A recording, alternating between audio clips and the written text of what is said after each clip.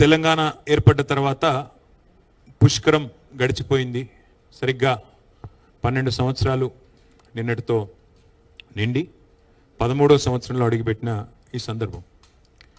అయితే తెలంగాణ ఏర్పాటుకు సంబంధించి, తెలంగాణ రాష్ట్రానికి సంబంధించి కొన్ని ప్రత్యేకతలు ఉన్నాయి. మీ అందరికీ కూడా తెలుసు. ఎందుకంటే తెలంగాణ రాష్ట్రం అనేది ఏ ఒక్కరి వల్ల లేదా ఏ ఒక్క పార్టీ వల్ల, ఏ ఒక్క సంస్థ వల్ల వచ్చింది అని మేము అనుకోవడం లేదు. అట్లాగే ప్రజలు కూడా అట్లా అనుకోవడం లేదు. దేశంలో ఎవరు కూడా అట్లా అనుకోవడం లేదు. మా జర్నలిస్ట్ సోదరులు కూడా ఆనాడు మాతో పాటు తెలంగాణ జర్నలిస్ట్ ఫోరం పేరిట మీరు కూడా మాతో పాటు కదం దొక్కిన వాళ్ళు, మీరు కూడా మాతో పాటు కలిసి నడిచిన వాళ్ళు, యాజమాన్యాల లైన్లు ఎట్లా ఉన్నా మా లైన్ మాత్రం తెలంగాణ అని చెప్పి పోరాటం చేసిన ప్రతి కలం వీరుడికి కూడా ఈ ప్రెస్ క్లబ్ ద్వారా హృదయపూర్వకంగా వారికి తెలంగాణ వ్యాప్తంగా ఉన్న మా జర్నలిస్ట్ సోదరులందరికీ కూడా హృదయపూర్వకంగా నేను వారికి కూడా ధన్యవాదాలు తెలియజేస్తాను. సరే, రాష్ట్రం ఏర్పడి ఒక పుష్కరం అయింది. మరి మా పార్టీ 25 ఏళ్ల ప్రస్థానాన్ని కూడా పూర్తి చేసుకున్నది. స్వరాష్ట్ర ఆవిర్భావ సంబురాలను జరుపుకుంటున్న ఈ సందర్భంలో మరి ఈ ప్రాంత స్వాతంత్ర్యం కోసం, ఈ ప్రాంతం ఒక రాష్ట్రంగా ఏర్పడడం కోసం జరిగిన పోరాటాలను, త్యాగాలను కూడా మనం స్మరించుకోవాల్సిన బాధ్యత మన మీద ఉంటుంది. ఎందుకంటే ఇదేదో ఆషామాషిగా వచ్చిన రాష్ట్రం కాదు. ఎన్నో పోరాటాలతో, ఎన్నో త్యాగాలతో, ఎన్నో రకాల బలిదానాలతో ఏర్పడ్డ రాష్ట్రం తప్ప ఆషామాషిగా వచ్చిన రాష్ట్రం, ఏదో రొటీన్గా వచ్చిన రాష్ట్రం అంతకంటే కాదు. ఇక ప్రతిసారి మనకు ఒకటి తెలుసు, 12 ఏళ్ళు అంటే ఒక జనరేషన్, ఒక తరం మారినప్పుడు స్వరం మారుతూ ఉంటుంది. తరం మారిన ప్రతి సందర్భంలో మనం చూసినట్టయితే కొత్త కొత్త ఆలోచనలు వస్తూ ఉంటాయి, కొత్త కొత్త మరి ఆవిష్కరణలు కూడా జరుగుతూ ఉంటాయి. కానీ ఉడుకు నెత్తురుతో ఉరకలెత్తే యువతరం ఎవరైతే ఉన్నారో వారు ఒకటి గుర్తుపెట్టుకోవాలి. మనకి మన తాతల కథ, తండ్రుల కథ, మన జాతి కథ తెలియకపోతే భవిష్యత్తు కూడా మనకి అర్థమయ్యే ఆస్కారం లేదు. ఎందుకంటే వాళ్ళ భారతదేశానికి స్వాతంత్రం వచ్చి 79 ఏళ్ళు దాదాపుగా. మరి భారతదేశ స్వాతంత్రం వచ్చి 79 ఏళ్ళు అయింది కదా. స్వాతంత్రానికి పూర్వం ఏముండే, ఏం లేదు అన్నీ మర్చిపోదామంటే కుదరదు. ఆ స్వాతంత్రం కోసం జరిగిన పోరాటాలు, త్యాగాలు అవన్నీ కూడా మననం చేసుకుంటేనే భవిష్యత్ తరాలకు కూడా మరి స్ఫూర్తివంతంగా ఉంటుంది. అదే రకంగా తెలంగాణ విషయంలో కూడా ఈ తాతల కథ, తండ్రుల కథ తెలుసుకోకపోతే నీ కథ ఏందో కూడా మరి తెలుసుకునే అవకాశం లేదు.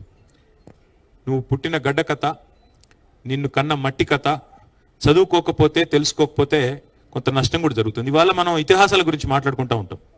రామాయణం గురించి మాట్లాడుతూ ఉంటారు, మహాభారతం గురించి మాట్లాడుతూ ఉంటారు. ప్రతి యుగంలో, ప్రతి కథలో నాయకులు ఉంటారు, ప్రతినాయకులు ఉంటారు.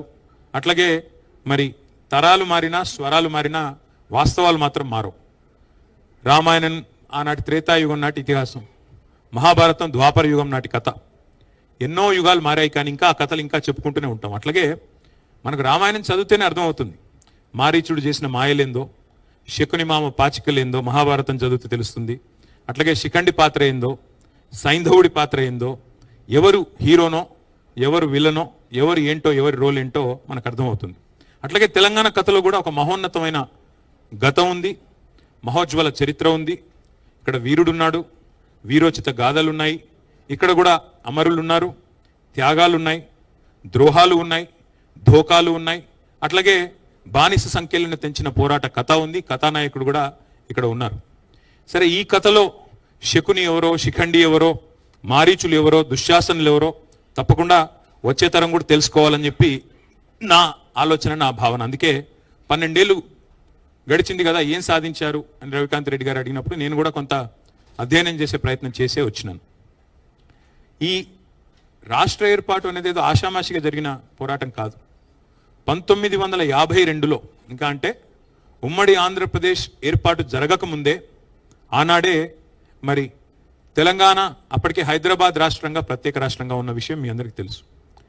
ఆ రోజుల్లోనే మరి పొరపాటున ఏమన్నా మళ్ళీ హైదరాబాద్ రాష్ట్రాన్ని ఫజల్ అలీ కమిషన్ సిఫార్సులకు వ్యతిరేకంగా, విరుద్ధంగా హైదరాబాద్ రాష్ట్రాన్ని అట్లాగే ఉంచాలని చెప్పి ఫజల్ అలీ గారు చెప్పినా కూడా దీన్నేమన్నా ఇతర ప్రాంతాలతో కలుపుతారేమో ఆందోళనతో ఆ రోజే 1952లోనే గైర్ ముల్కీ ఉద్యమం జరిగింది. ఆ రోజే అప్పుడున్న కాంగ్రెస్ ప్రభుత్వం భారతదేశంలో ఆనాడే తుపాకీల మూతతో 6గురిని బలిగొన్నది ఇదే హైదరాబాద్లోని ఆర్ట్స్ అండ్ సైన్స్ కాలేజ్ దగ్గర. 6గురు కాదు, 7గురిని బలిగొన్న విలన్ కాంగ్రెస్ పార్టీ. అట్లాగే 1956లో ప్రజల అభీష్టానికి వ్యతిరేకంగా బలవంతపు పెళ్లి చేసి ఆంధ్ర తెలంగాణ కలిపింది కూడా కాంగ్రెస్ అనే ఒక విలనే, కాంగ్రెస్ పార్టీనే. అందులో ఏమాత్రం అనుమాత్రం కూడా ఏమీ అనుమానం ఎవరికి అవసరం లేదు. ఉన్న తెలంగాణను ఊడగొట్టింది కాంగ్రెస్ పార్టీనే, చాలామంది బలి చేసింది కూడా కాంగ్రెస్ పార్టీనే.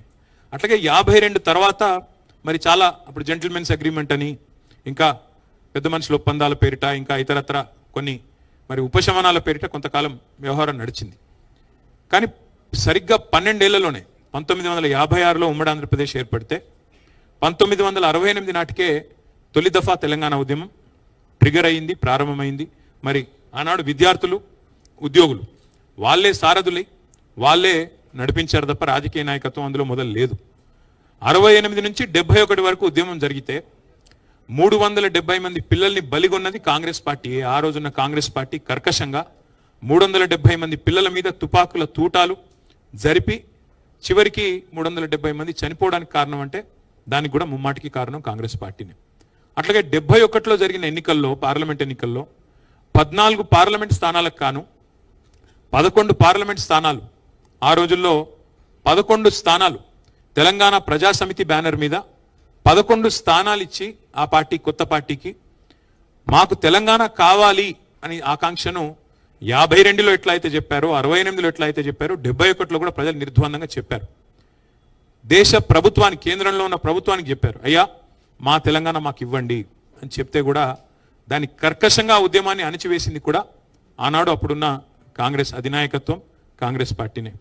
అట్లాగే మళ్ళీ 2001లో గులాబీ జెండా ఎగిరిన తర్వాత, కేసీఆర్ గారు మరి పార్టీ పెట్టిన తర్వాత, టీఆర్ఎస్ అనే పార్టీ పెట్టిన తర్వాత 2004లో మా దగ్గరకు వచ్చి పొత్తు పెట్టుకొని తెలంగాణ మనోభావాలను మేము గౌరవిస్తామని చెప్పి, రాష్ట్రం ఇస్తామని చెప్పి మరి ఎన్నికల ఎజెండాలో పెట్టి, అట్లాగే తర్వాత కామన్ మినిమం ప్రోగ్రాంలో పెట్టి భారత రాష్ట్రపతితో చెప్పించి 10 ఏళ్ల పాటు మమ్మల్ని కాల్చుకు తిన్నది తెలంగాణను. అల్టిమేట్గా 100,000 మంది పిల్లలు ప్రాణాలు కోల్పోవడానికి కారణం ఎవరు ఉన్నారంటే ఖచ్చితంగా తెలంగాణ కథలో నంబర్ 1 విలన్ కాంగ్రెస్ పార్టీ. అందులో ఎవరికి ఎలాంటి అనుమానం కూడా అవసరమే లేదు. కానీ వాస్తవం ఏమి?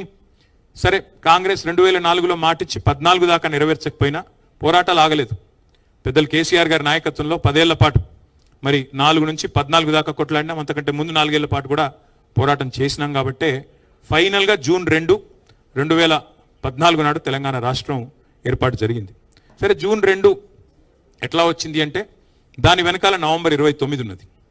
నవంబర్ 29 రోజు కేసీఆర్ గారు కేసీఆర్ సచ్చుడో తెలంగాణ వచ్చుడో అని మొండిగా కూర్చోపోతే, కేసీఆర్ శవయాత్రనో తెలంగాణ జైత్రయాత్రనో అని కూర్చోపోతే ఇవాళ తెలంగాణ రాష్ట్రము లేదు. ఇక్కడ మనకు కూర్చుని మాట్లాడుకోవడానికి పుష్కర కాలం తర్వాత సందర్భం కూడా వచ్చే ప్రసక్తే లేదు. ఒక మొండితనం, ఒక సంకల్పం, ఉక్కు సంకల్పం ఉన్న నాయకుడు కేసీఆర్ గారు. ఇక్కడ అందరూ మీరు జర్నలిస్టులు, విఘ్నులు, పెద్దలు, రాజకీయాలను ఎప్పటి నుంచో చూస్తున్న వాళ్ళు, అవపోసన పట్టిన వాళ్ళు కూడా ఉన్నారు. నేను మిమ్మల్ని సూటిగా ఒకటే అడుగుతా ఉన్నా, భారతదేశ సమకాలీన రాజకీయాల్లో మీరు ఒక్క రాజకీయ నాయకుని చూపెట్టండి నాకు. 2001లో పార్టీ పెట్టినప్పుడు సమాజంలో, ప్రజల్లో ఉన్న ఒక అపనమ్మకాన్ని, అవిశ్వాసాన్ని, విశ్వాస లేమిని తొలగించడానికి నేను గనక ఎత్తిన జెండా దించితే నన్ను రాళ్లతో కొట్టి చంపే అధికారం మీకు ఇస్తున్నా అన్న ఒక్క రాజకీయ నాయకుని భారతదేశంలో మీరు నాకు దయచేసి చూపెట్టండి. అలాంటి సాహసం సామాన్యమైన సాహసం కాదు. ఆ మాట అనడానికి కూడా గుండె ధైర్యం కావాలి.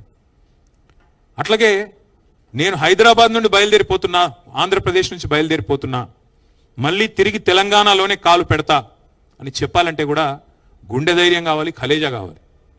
అట్లాగే కేసీఆర్ సచ్చుడో తెలంగాణ వచ్చుడో, కేసీఆర్ శవయాత్రన తెలంగాణ జైత్రయాత్రన అని చెప్పాలంటే గుండె ధైర్యం కావాలి. అందుకే కేసీఆర్ గారు ఆ రోజు, ఇవాళ రియర్ వ్యూ మిర్రర్లో అన్ని క్లియర్గానే కనబడతాయి. ఇవాళ రాష్ట్రం ఏర్పడ్డ తర్వాత 12 ఏళ్ల తర్వాత ఎవరు పడితే వాళ్ళు ఏది పడితే అది మాట్లాడచ్చు. కానీ ఆ రోజు, ఆ నిమిషానికి, ఆ క్షణంలో ఉండే ఉద్విగ్నభరితమైన పరిస్థితుల్లో మరి కేసీఆర్ గారి సాహసం, ఆయనకి మొత్తం తెలంగాణ సమాజం అండగా నిలబడ్డ పద్ధతి, కేసీఆర్ గారితో పాటు మరి ఆనాడు తెలంగాణ సమాజం మొత్తం కులాలకు, మతాలకు అతీతంగా నిలబడ్డ పద్ధతి ఏదైతే ఉందో అల్టిమేట్గా మనం చూసినట్టయితే దానివల్లనే ఇవాళ తెలంగాణ రాష్ట్రం సాకారం అయ్యింది అనేది నిర్వివాదం. సరే, కాంగ్రెస్ పార్టీ మేము ఇచ్చాము అని చెప్పుకోవచ్చు. ఇవ్వక తప్పని అనివార్యత సృష్టించింది తెలంగాణ ప్రజాశక్తి. తెలంగాణలోని ప్రజా కదలికలు, ప్రజా బాహుల్యం. ఇస్తావా చస్తావా అని చెప్పి కాంగ్రెస్ మెడ మీద కత్తి పెట్టకపోతే తెలంగాణ వచ్చే సమస్య లేదు. ఇది వాస్తవం, మీకు తెలుసు, నాకు తెలుసు. కాబట్టి ఎవరు ఏమి చెప్పినా ప్రజలు మరి అల్టిమేట్గా ఒక నిర్ణయం తీసుకున్నారు. ఏ నాయకుడి నాయకత్వంలో అయితే తెలంగాణ సాధించుకున్నామో ఆ నాయకుడి చేతుల్లోనే తెలంగాణ ఉంటే భద్రంగా ఉంటుందని చెప్పి 2014 మరి జూన్ 2 ఆ రోజు మీకు తెలుసు బ్రహ్మాండంగా కేసీఆర్ గారి నాయకత్వంలో కొత్త రాష్ట్రం ఏర్పడింది. కొత్త ప్రభుత్వం కూడా కొలువు తీరింది. మరి కొలువు తీరిన ఈ ప్రభుత్వం ఆ రోజు మేము ఒక నిర్ణయం తీసుకున్నాం. సరే, పోరాటంలో, ఉద్యమంలో 14 ఏళ్ల పాటు జరిగిన మలిదశ పోరాటంలో ఎన్నో త్యాగాలు ఉన్నాయి, ఎన్నో ఉద్విగ్నభరితమైన అనుభవాలు ఉన్నాయి. కానీ ఉద్యమ లక్ష్యం నెరవేరింది, ఉద్యమం లక్ష్యాన్ని చేరింది. తెలంగాణ రాష్ట్రం కావాలనుకున్నాం, రాష్ట్రం వచ్చింది. వచ్చిన ఈ రాష్ట్రంలో ఇంకా పంచాయతీలొద్దు, ప్రాంతాలుగా విడిపోయిన ప్రజలుగా కలిసి ఉండాలి. ఎందుకంటే ఎన్నో లక్షల మంది సోదరులు ఇతర రాష్ట్రాల వాళ్ళు తెలంగాణలో నివాసం ఉంటున్నారు. అది కోస్తా ఆంధ్రప్రదేశ్ కావచ్చు, రాయలసీమ కావచ్చు, కర్ణాటక కావచ్చు, తమిళనాడు కావచ్చు, కేరళ కావచ్చు, ఇంకోటి కావచ్చు, ఏ రాష్ట్రమైనా కావచ్చు. దేశంలోని అంతర్భాగం తెలంగాణ కాబట్టి ఎవరైనా సరే ఇక్కడికి వచ్చి స్థిరపడ్డ వాళ్ళు, ఇది మా భూమి అనుకున్న వాళ్ళు, భూమిపుత్రులుగా ఈ భూమిని ముద్దాడిన వాళ్ళు, ఈ భూమిని అభిమానించిన వాళ్ళు అందరూ మా వాళ్ళే అనే భావనతో 10 ఏళ్ల పాటు ఎంత ఉద్విగ్నభరితమైన ఉద్యమం, ఎంత ఉద్వేగభరితమైన ఉద్యమం జరిగినా ఒక్కటంటే ఒక్క చిన్న సంఘటన జరగకుండా శాంతి భద్రతల్ని అద్భుతంగా నిర్వహించి బలంగా ఈ రాష్ట్రాన్ని నిలబెట్టిన నాయకుడు కేసీఆర్ గారు. మీరు నన్ను అడిగితే ఏం సాధించారు 12 ఏళ్లలో అని మీరు అడిగితే, తెలంగాణ ఏం సాధించింది అని అడిగితే, విజయాలు నేను లెక్కబెట్టి చెప్తే రవికాంత్ రెడ్డి గారు చెప్పిన టైం అయిపోతుంది. కానీ అయినా కొంతవరకు చెప్పే ప్రయత్నం నేను చేస్తాను. నీళ్లు, నిధులు, నియామకాలు, ఇది మా ఉద్యమానికి ఆనాడు శీర్షిక, ట్యాగ్ లైన్. మరి ఏం సాధించారు మీరు అని అడిగితే, వలసలు, కరువులతో, నెర్రెలు బారిన నేలలతో, నెత్తురుతో తడిసిన నేలల్లో సాగునీళ్లను పారించింది బీఆర్ఎస్ ప్రభుత్వం. అన్నమో రామచంద్ర అనే రాష్ట్రాన్ని దేశానికి అన్నం పెట్టే స్థాయికి, పంజాబ్ను, హర్యానాను తలదన్ని అన్నం పెట్టే స్థాయికి తీసుకొని పోయింది కేసీఆర్ నాయకత్వం. గోదావరి జలాల్లో, కృష్ణా జలాల్లో మాకు హక్కుగా సంక్రమించిన ప్రతి నీటి బొట్టుని ఒడిసిపట్టి అటు కాళేశ్వరాన్ని కాలంతో పోటీ పడుతూ పూర్తి చేసిన, ఇటు పాలమూరు రంగారెడ్డి ఎత్తిపోతల పథకాన్ని 90% పూర్తి చేసిన, సీతారామ ప్రాజెక్టును 80% పూర్తి చేసిన, ఇది చేసింది తెలంగాణలో సాగునీళ్లు పారాలని, కన్నీళ్లు బారిన తెలంగాణలో సాగునీళ్లు పారాలని. నెర్రలు బాసిన నేల, నెత్తురుగారిన నేలల్లో మళ్ళీ వ్యవసాయం జరగాలి, రైతులు వారి కళ్ళలో ఆనందం చూడాలని కేసీఆర్ గారు పరితపించారు. అట్లాగే ఒక్కసారి గుర్తు తెచ్చుకుంటే 2014 ముందు ఏంటిది పరిస్థితి? వలసలు, కరువులు, కన్నీళ్లు, ఆకలి కేకలు, ఎన్కౌంటర్లు, ఆత్మహత్యలు, నెర్రెలు బారిన నేలలు, పాడుబడ్డ ఇండ్లు, పడావుబడ్డ భూములు, ఇవన్నిటిని కూడా సంపూర్ణంగా ఈ ముఖ చిత్రాన్ని మార్చే ప్రయత్నం చేసింది కేసీఆర్. ఉద్యమ తెలంగాణని ఉజ్వల తెలంగాణగా నిలబెట్టాలనే ఒక బృహత్తరమైన యజ్ఞం చేసింది కేసీఆర్ నాయకత్వం. ఒక్క దశాబ్ద కాలంలోనే ఇవాళ గర్వంగా చెప్తా ఉన్నా, కేసీఆర్ బిడ్డగా, తెలంగాణ బిడ్డగా, తెలంగాణ భూమిపుత్రుడిగా చెప్తా ఉన్నా, గర్వంగా చెప్తా ఉన్నా. ఒక సుసంపన్నమైన తెలంగాణను ఆవిష్కరించి భారతదేశం ముందు పెట్టాం. దశాబ్ద కాలంలోనే ఒక సస్యశ్యామల సిరి సంపదల దృశ్యాలను ఆవిష్కరించే నాయకత్వం మా పార్టీకి ఉన్నది, ఈ రాష్ట్రానికి ఉన్నదని గర్వంగా చెప్పుకునే పరిస్థితి. మాకు అన్నిటికన్నా ఆనందం కలిగించే ఒక సందర్భం ఏమంటే, మీకు నాయకత్వ పటిమ ఉందా తెలంగాణలో, అసలు ఆ నాయకత్వ కెపాసిటీ ఉందా అని చాలామంది అడిగేటోళ్ళు మమ్మల్ని ఉద్యమ సమయంలో. కానీ కేసీఆర్ గారి నాయకత్వం చూసిన తర్వాత మాకు కూడా ఇట్లాంటి ముఖ్యమంత్రి ఉంటే బాగుండు అని ఎవరైతే మీకు నాయకత్వ పటిమ ఉందా అని అడిగిన వాళ్ళ నోటెంబడే మాకు కూడా ఇలాంటి నాయకుడు ఉంటే బాగుండు అనే మాట అనిపించగలిగామంటే that is KCR, that is BRS, that is Telangana. అట్లాగే 1-2 కాదు, ఏమేమిటి నుంచి విముక్తి పొందినాము? నల్లగొండ జిల్లా ఫ్లోరైడ్తో తల్లడిల్లిన జిల్లా, లక్షల మంది బొక్కలు వంకరబోయిన జిల్లా, అంతకుముందు పరిపాలించిన గొప్ప గొప్ప పాలకుల వల్ల, పక్కన కృష్ణానది ఉన్నా కనీసం నీళ్ళు ఇవ్వలేని అసమర్థత వల్ల బొక్కల్లో మూలుగు చచ్చిపోయిన జిల్లా నల్లగొండ జిల్లా. అట్లాంటి నల్లగొండ జిల్లాకి శాశ్వతంగా ఫ్లోరోసిస్ అనే దరిద్రం నుంచి విముక్తి ప్రసాదించింది కేసీఆర్ గారి నాయకత్వం, మిషన్ భగీరథ అనే కార్యక్రమం ద్వారా. మగ్గాల మీద మరణ మృదంగం మోగేది తెలంగాణలో, సిరిసిల్ల కావచ్చు, జమ్మికుంట కావచ్చు, గద్వాల కావచ్చు, పోచంపల్లి. ఇవాళ దాని నుంచి విముక్తి ఇవ్వగలిగాం కేసీఆర్ గారి నాయకత్వంలో. రైతుల ఆత్మహత్యల్లో మహారాష్ట్ర, తెలంగాణ టాప్లో ఉండేది భారతదేశంలో. అట్లాంటి పరిస్థితి నుంచి చివరికి టైమ్స్ ఆఫ్ ఇండియా అనే పత్రిక రాసింది, lowest suicides in the entire country, farmer suicides Telangana అని చెప్పే పరిస్థితి తీసుకొచ్చింది కేసీఆర్ గారి నాయకత్వం. అట్లాగే ఏం విప్లవాలు సాధించారు, మీరు ఏం సాధించారు విజయాలు అంటే, దేశానికి అన్నం పెట్టే స్థాయికి పోయాం కదా. పంజాబ్ను, హర్యానాను తలదన్ని దేశానికి అన్నపూర్ణగా మారింది కదా. ఒక కరువు ప్రాంతం, నీళ్లు లేక తల్లడిల్లిన ప్రాంతం, అంతకంటే గొప్ప విజయం ఏముంటుంది? అట్లాగే కరెంట్ అనేది ఉండేదే కాదు తెలంగాణలో. ఉచిత కరెంట్ అని కాంగ్రెస్ ఏదైతే పెట్టిందో ఉత్త కరెంటే, అది కరెంట్ ఉంటే కదా ఉచిత కరెంటు. అలాంటి ఉత్త కరెంటు పరిస్థితి నుంచి 24 గంటలు వ్యవసాయానికి ఉచితంగా ఇచ్చిన ఒకే ఒక్క నాయకుడు భారతదేశంలో ఈ రోజుకి. 79 ఏళ్ల స్వాతంత్ర భారతదేశంలో ఒక్కడే పార్టీ, ఒక్కడే నాయకుడు, రైతుకి 24 గంటలు ఉచితంగా కరెంట్ ఇచ్చిన నాయకుడు కేసీఆర్. అది తెలంగాణ. ఇది విజయం కాదా? రైతు బంధు లాంటి పథకం, రైతుల దగ్గర డబ్బులు తీసుకున్న ప్రభుత్వాలు ఎన్నో ఉన్నాయి, భూమి శిస్తు, నీటి తీరువా.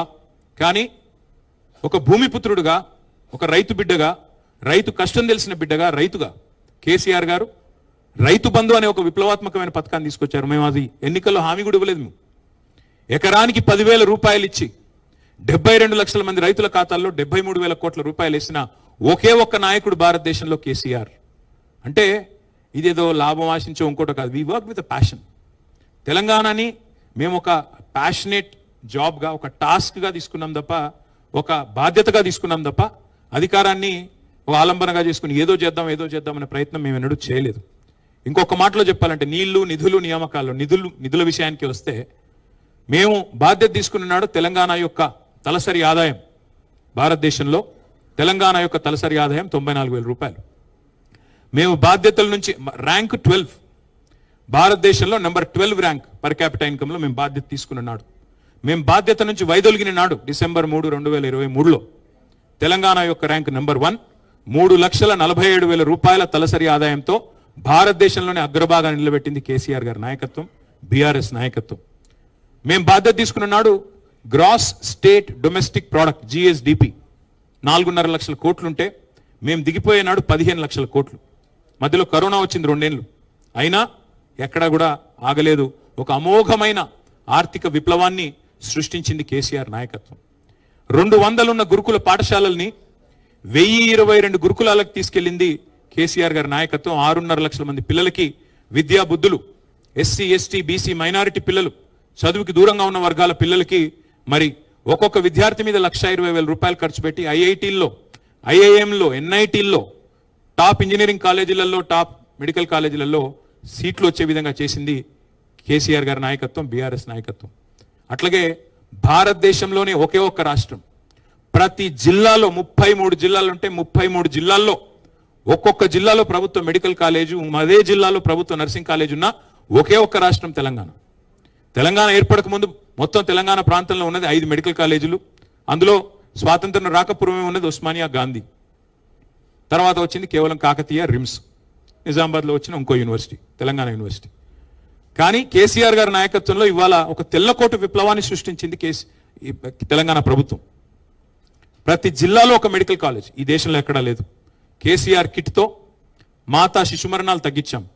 ఇన్లాండ్ ఫిషరీస్లో, జనరల్గా చేపల పెంపకం, రొయ్యల పెంపకం అంటే అంతా కోస్తాంధ్ర అనుకుంటారు, కానీ ఇన్లాండ్ ఫిషరీస్లో number 1 state in the country Telangana under KCR. నా కవిత్వం కాదు, ఇవన్నీ డేటా స్టాటిస్టిక్స్ మీరు గూగుల్లో కొడితే మీకే వస్తుంది. చాట్ జీపీటీని అడిగితే చాట్ జీపీటీ కూడా చెప్తుంది.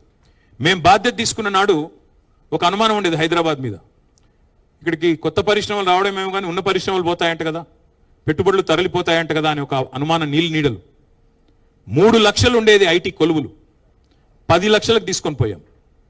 టు బి ప్రిసైజ్ 9.5 lakhs తీసుకొని పోయింది కేసీఆర్ గారి నాయకత్వం. భారతదేశంలోనే అమోఘమైన ఐటీ విప్లవాన్ని, fastest growing state in the entire country, బెంగళూరును తలదన్నాం 3 సార్లు. ఇది భారతదేశంలో ఎవరు చేయని ఫీట్ అది. అట్లాగే 1-2 కాదు, విశ్వవిఖ్యాత కంపెనీలకు తెలంగాణని చిరునామాగా మార్చాం. అమెజాన్ కావచ్చు, గూగుల్ కావచ్చు, మెటా కావచ్చు, యాపిల్ కావచ్చు, ఊబర్, సేల్స్ ఫోర్స్, ఇంకా చెబుతూ చాలా ఉన్నాయి. వాటన్నిటినీ హైదరాబాద్కి రప్పించాము. అల్టిమేట్గా హైదరాబాద్ని ప్రపంచ పటంలో అద్భుతంగా మార్కెటింగ్ చేసి తెలంగాణ అంటే తెలియని వాళ్ళకి తెలంగాణను పరిచయం చేశాం. సాగునీటి రంగం ఇప్పుడే నేను చెప్పాను, ఇంకొక మాటలో చెప్తాను. తెలంగాణ రాకపూర్వం ఇక్కడ సాగునీటి విస్తీర్ణం 1,31,00,000 ఎకరాలు. 2014లో సాగు విస్తీర్ణం, సాగునీటి కాదు, సాగు విస్తీర్ణం పంటలు పండింది 1,31,00,000 ఎకరాల్లో. కానీ 2023 నాటికి మేము దిగిపోయే నాటికి 2,29,00,000కు సాగు విస్తీర్ణం చేరింది. అంటే దాని వెనకాల ఉన్నది మరి మిషన్ కాకతీయ, కాళేశ్వరం లాంటి ప్రాజెక్టు, అదేవిధంగా పెండింగ్ ప్రాజెక్టులను రన్నింగ్ ప్రాజెక్టులుగా మార్చడం, వీటన్నిటి వల్ల ఈ సాగునీటి విప్లవం కూడా వచ్చింది. ఇక గ్రామాలు ఆదర్శ గ్రామాలుగా వెలిసిలాయి. ఒక గంగదేవిపల్లి ఉండేది తెలంగాణ ఏర్పడక ముందు, ఒకటే ఒక్క గంగదేవిపల్లి ఆదర్శ గ్రామం అంటే.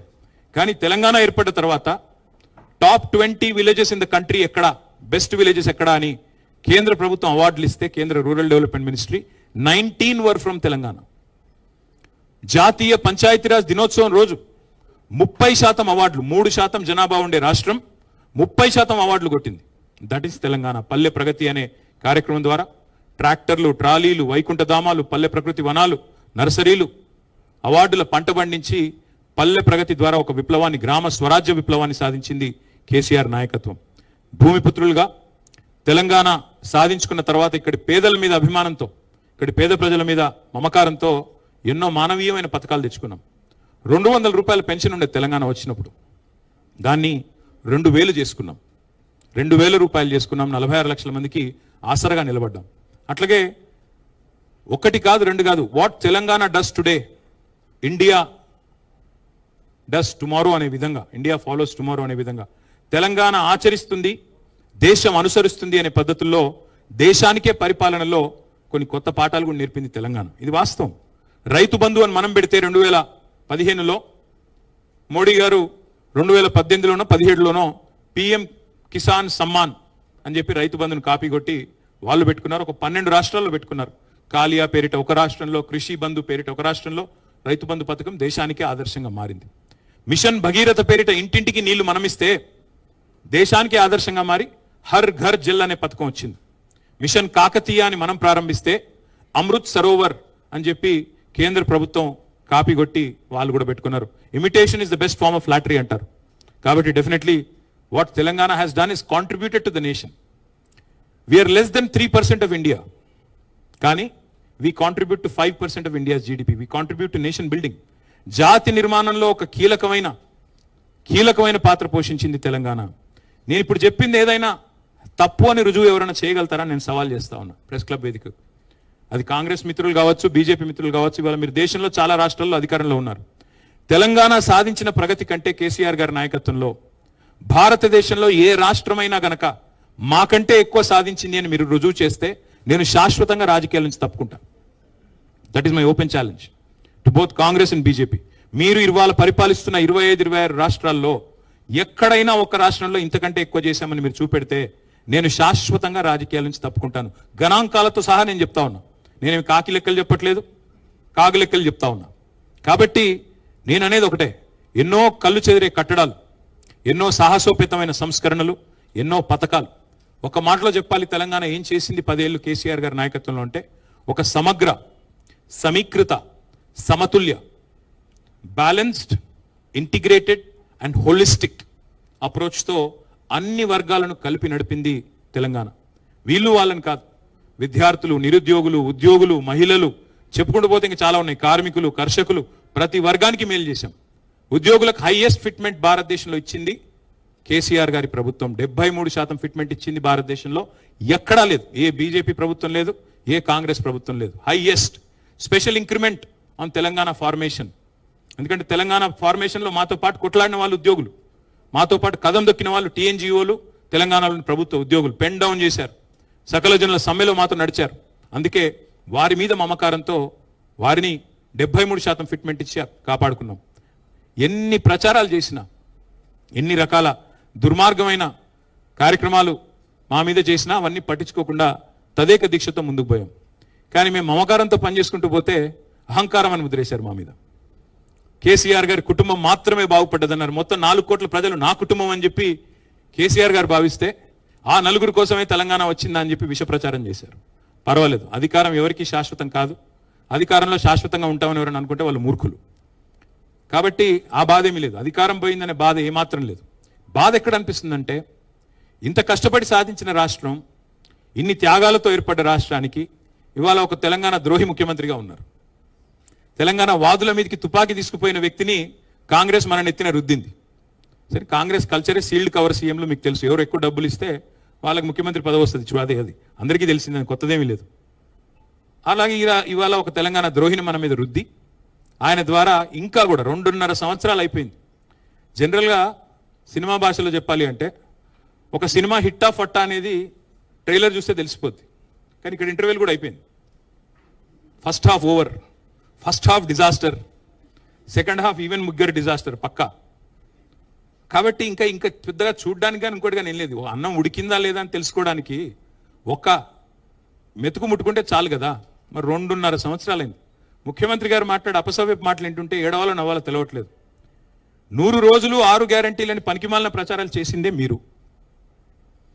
ఆర్థిక పరిస్థితి ఏంటి అంటే, మా కాంగ్రెస్కు అపారమైన అనుభవం ఉంది, మేము చాలా పెద్దవాళ్ళం, మా తాతలు నేతులు దాగారు, మా మూతుల వాసన చూడండి, చాలా కాలం నడిపాం, నిర్విఘ్నంగా నడిపాం ప్రభుత్వాలను, మాకున్న అమోఘమైన ఆర్థిక పరిజ్ఞానంతో అద్భుతాలు సృష్టిస్తాం, ఇదే ఉంది, 6 గ్యారంటీలు అనాయాసంగా ఇస్తామన్నారు 100 రోజుల్లో.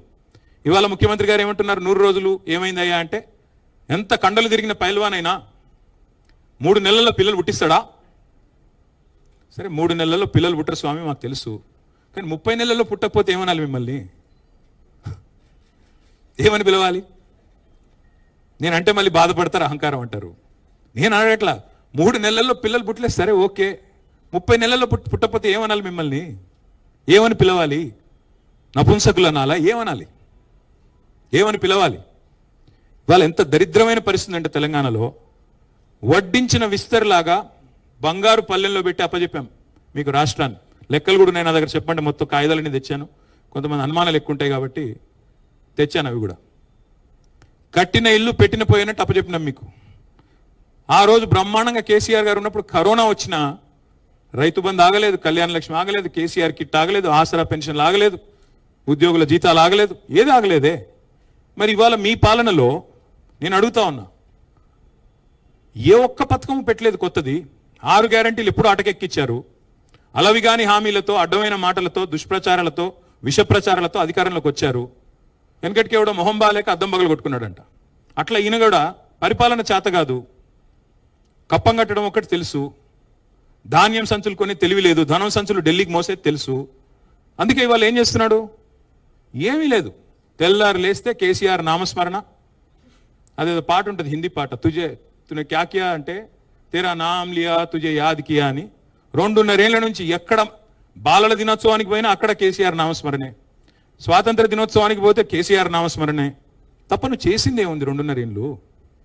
మొత్తం తిరోగమనమే తప్ప పురోగమనం ఎక్కడిది? ఒక్కసారి చూడండి, నేనేదో ఊరికి చెప్పట్లేదు, కాకి లెక్కలు చెప్పట్లేదు.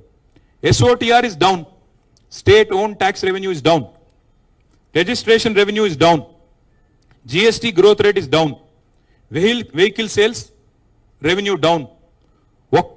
ఒకటే ఒక్క డిపార్ట్మెంట్ బాగా పనిచేస్తుంది, మీకు తెలుసు అదేందో, ఎక్సైజ్. మందు గమనం ఒక్కటే జోరు మీద ఉంది, మందగమనం మిగతాదంతా మందగమనమే. మందు గమనం మాత్రం జోరు మీద ఉంది, మిగతాదంతా మందగమనమే. ఇవాళ విచిత్రం, ఇంకా మాకు ఆశ్చర్యం ఎక్కడ అనిపిస్తుంది అంటే, ప్రభుత్వం ఏమో హ్యాండ్సప్ అన్నది, అన్ని డౌన్ కిందికి, నినాదం ఏమో రైజింగ్, తెలంగాణ రైజింగ్ నినాదం. మళ్ళీ ఇప్పుడు కాదు, నేను గెలిపించింది 2028 వరకు, నువ్వేమో 2047 కబుర్లు చెప్తున్నావు. 2047 తెలంగాణ రైజింగ్, నినాదం రైజింగ్, విధానం ఫాలింగ్. నినాదం రైజింగ్ చూస్తే మొత్తం కింద లెక్కలు చూస్తే మాత్రం మొత్తం ఫాలింగ్. వరుసగా రెవెన్యూ లోటు 2 ఏళ్ళు. 2024-25లో రెవెన్యూ లోటు 9,420 కోట్లు, 2025-26లో 9,235 crores. నిన్న బట్టి విక్రమార్క గారు చెప్పినట్టు విన్నాను నేను, పైసలు లేవు, ఏమి చేయలేము, దివాలా తీసినాము అని చెప్తా ఉన్నారు. ఇంకా ఒక డైలాగ్ కొడతా ఉంటారు ముఖ్యమంత్రి గారు ఎప్పుడు, తొక్కుకుంటూ వచ్చినా. తొక్కినావు, తెలంగాణని పాతాలని తొక్కేసినావు ఆల్రెడీ. నువ్వు ఆర్థిక వ్యవస్థను తొక్కేసినావు, నువ్వు వచ్చిన తర్వాత చిదిమేశావు. కరోనా కాలంలో కంటే కూడా ఇప్పుడు కాంగ్రెస్ కాలంలోనే ఇంకా డేంజరస్ ట్రెండ్స్ ఉన్నాయి ఇప్పుడు ఆర్థిక పరంగా చూసినట్టయితే. కరోనా కంటే కూడా కాంగ్రెస్ డేంజర్ అనేది వాళ్ళ ప్రజలకు అర్థమైంది. స్వయం పాలనలో తెలంగాణ స్వయం పోషకంగా ఎదిగింది. 84% స్టేట్ ఓన్ ట్యాక్స్ రెవెన్యూస్తో highest SOTR in the country Telangana. కేంద్రం దిక్కులు చూసే అవసరం లేకుండా తీర్చిదిద్దారు కేసీఆర్. తెలంగాణ స్వయం పోషక రాష్ట్రంగా తన కాళ్ళ మీద, మేము సెల్ఫ్ డబ్బాలు కొట్టుకోలేదు, సెల్ఫ్ రిలయంట్గా ఎదిగాం. సెల్ఫ్ డబ్బాలు కొట్టుకోకుండా సెల్ఫ్ రిలయంట్గా తెలంగాణ ఉండాలని ప్రయత్నం చేశాం. అందుకే దేశంలో హైయెస్ట్ SOTR తెలంగాణ. ఇవాళ చూస్తే మరి ఒకటిగా నేను చెప్పమంటే లెక్కలు చాలా ఉన్నాయి. 23-24 నాటికి SOTRలో మరి దేశంలో నెంబర్ 1 తెలంగాణ. 10 ఏళ్ళు టాప్ స్టేట్ ఆర్థిక పరంగా చూసినట్టయితే. మరి ఇప్పుడు గత 2.5 ఏళ్ళు కాంగ్రెస్ ఏం జరిగింది? 2023లో SOTR 1,11,798. నెక్స్ట్ ఇయర్ పెరగాలి జనరల్గా అయితే. నెక్స్ట్ ఇయర్ ఏం జరిగింది? 24-25కి పెరగాల్సింది పోయి 1,09,000 కోట్లు. 1,11,000 ఉన్నది, 1,09,000 కోట్లు అంటే ఇంకా 2,000 కోట్లు తగ్గింది. ఇక 26లో మరి ఏమవుతుందో చూడాలి. ఎందుకు చెప్తా ఉన్నా అంటే GSTలో ఇదే పరిస్థితి. అక్కడ కూడా డౌను, రిజిస్ట్రేషన్ ఆదాయం డౌను. అట్లాగే అన్ని రంగాల్లో మీరు ఏ రంగం అన్నా తీసుకోండి, డౌన్ తప్ప పైకి లేదు. ముఖ్యమంత్రి గారు రాష్ట్ర ప్రభుత్వం అడ్వర్టైజ్మెంట్లు ఇస్తూ ఉంది. ఏమని? నిన్న ఇంకోటి విచిత్రం. భట్టి విక్రమార్క గారు పైనేమో పేపర్లో ఆర్థిక పరిస్థితి బాగాలేదు, కింద చూస్తేనేమో అరపేజ్ ప్రకటన. మళ్ళీ ఆర్థిక పరిస్థితి బాగాలేదు, కింద అరపేజ్ ప్రకటన. మీ ముఖారవిందాలు ఎందుకు అక్కడ? మరి కొద్దిగా దుబారా చేయకుండా కాపాడొచ్చు కదా. అది మాత్రం లేదు. అట్లా ఇంకా విచిత్రం. మమ్మల్ని మాట్లాడితే ముఖ్యమంత్రి గారు అనే మాట కేసీఆర్ గారు అప్పులపాలు చేసిపోయారు. పార్లమెంట్ సాక్షిగా కేంద్ర ప్రభుత్వం RBI చెప్పింది కదా, ఇంకా సిగ్గు లేకుండా ఎన్ని రోజులు అబద్ధాలు చెప్తారు? ఒక మంత్రి గారేమో 6 లక్షల కోట్ల అప్పు అంటాడు, ఇంకొక ఆయన 8 లక్షల కోట్ల అప్పు అంటాడు, ఇంకొక ఆయన 10 లక్షల కోట్ల అప్పు అంటాడు. వాళ్ళ నోరికి ఎంత వస్తే అంత మొక్కాల. మంత్రులు, క్యాబినెట్లో ఉండే మంత్రులకే సయోధ్య లేదు, శృతి లేదు. ఒక ఆయనేమో 60,000 ఉద్యోగాలు ఇచ్చామంటారు ముఖ్యమంత్రి గారు, 70,000 ఉద్యోగాలు ఇచ్చామని పొన్నం ప్రభాకర్ గారు అంటారు, 80,000 ఉద్యోగాలు ఇచ్చామని శ్రీధర్ బాబు గారు చెప్తారు. లేదు 1,00,000 ఉద్యోగాలు ఇచ్చామని చెప్పి మహేష్ కుమార్ గౌడ్ గారు చెప్తున్నారు. వాళ్ళ ప్రభుత్వానికి పార్టీకి శృతి లేదు, లయ లేదు. క్యాబినెట్లో ఉండే సహచరుల మధ్యన కూడా ఇవాళ కనీసం సయోధ్య లేదు. ఇది వాస్తవం. అది అప్పుల విషయంలో అంతే అబద్ధాలు, ఉద్యోగాల విషయంలో అంతే అబద్ధాలు. కానీ ఒకటి మాత్రం దివ్యంగా చేస్తున్నారు. మేము మొత్తం 10 ఏళ్లలో 9.5 ఏళ్లలో చేసిన అప్పు 2.8 lakh crores, 2,80,000 కోట్లు. ఇది నా లెక్క కాదు, RBI లెక్క, కేంద్ర ప్రభుత్వం పార్లమెంట్లో చెప్పిన లెక్క. తెలంగాణ రాష్ట్రం ఏర్పడ్డ నాడు 72,000 కోట్ల అప్పుతో మన ప్రయాణం ప్రారంభమైంది. వారసత్వంగా మాకు సంక్రమించింది 72,000 కోట్ల అప్పు. మేము దిగిపోయినాడు 3,50,000 కోట్ల అప్పు. అంటే మేము చేసింది మధ్యలో పాత అప్పులు కట్టంగా, కొత్త అప్పులు తేంగా, నికరంగా చూస్తే మేము చేసింది 2,80,000 కోట్ల అప్పు. 9.5 ఏళ్లలో మేము చేసింది సంవత్సరానికి 30-35,000 కోట్ల చొప్పున. మా అప్పు 2,80,000 కోట్లు. మరి ఏం చేసాము అప్పు చేసి? ఒక కాళేశ్వరం ప్రాజెక్టు కట్టాం 1,00,000 కోట్లతో. ఒక పాలమూరు రంగారెడ్డి ఎత్తిపోతల పథకాన్ని 30,000 కోట్లతో 90% పూర్తి చేశాం. సీతారామ ప్రాజెక్టు 80% పూర్తి చేశాం. అట్లాగే 73,000 కోట్లు రైతుల ఖాతాల్లో వేశాం. జిల్లాకు ఒక మెడికల్ కాలేజీ పెట్టాం. అస్తవ్యస్తంగా ఉన్న కరెంటు సరఫరాని దివ్యంగా చేసి, మా మిర్యాలగూడ మాజీ ఎమ్మెల్యే భాస్కర్ గారు ఇక్కడే ఉన్నారు, దామెరచెర్లలో భారతదేశంలోని అతిపెద్దదైన అల్ట్రా మెగా పవర్ ప్రాజెక్టు 35,000 కోట్ల రూపాయలతో కట్టాం. ఏం చేశారు కేసీఆర్ అప్పు చేసి అంటే 15 లక్షల మంది ఆడపిల్లల పెళ్లిళ్ళు చేశారు, కళ్యాణ లక్ష్మి షాదీ ముబారక్ ఇచ్చి. 15 లక్షల మంది పిల్లలకి కేసీఆర్ కిట్లు ఇచ్చారు, 1000 గురుకుల పాఠశాలలు పెట్టారు, ప్రతి జిల్లాలో కలెక్టరేట్ కట్టారు, ప్రతి జిల్లాలో SP ఆఫీస్ కట్టారు, కొత్త జిల్లాలు, కొత్త మండలాలు, కొత్త రెవెన్యూ డివిజన్లు, కొత్త మున్సిపాలిటీలు, తాండాలు, పంచాయతీలు, ఇవన్నీ చేసింది కేసీఆర్. నేను అడుగుతా ఉన్నా రేవంత్ రెడ్డి గారిని, అప్పులు చేయడంలో మాత్రం ఇవాళ రేవంత్ రెడ్డి గారి ప్రభుత్వం కొత్త రికార్డులు సృష్టిస్తున్నది.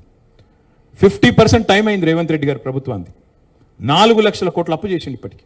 మేము మొత్తం 9.5 ఏళ్లలో చేసిన అప్పు 2,80,000 కోట్లు అయితే రేవంత్ రెడ్డి గారి ప్రభుత్వం ఇప్పటికి చేసిన అప్పు 4 లక్షల కోట్లు 2.5 ఏళ్లలో. ఏం చేశారు మరి? 4 లక్షల కోట్ల అప్పు చేసి రైతు బంధు ఇచ్చావా? యూరియా ఇచ్చావా? 4,000 పెన్షన్ అన్నావు 100 రోజుల్లో ఇచ్చినావా?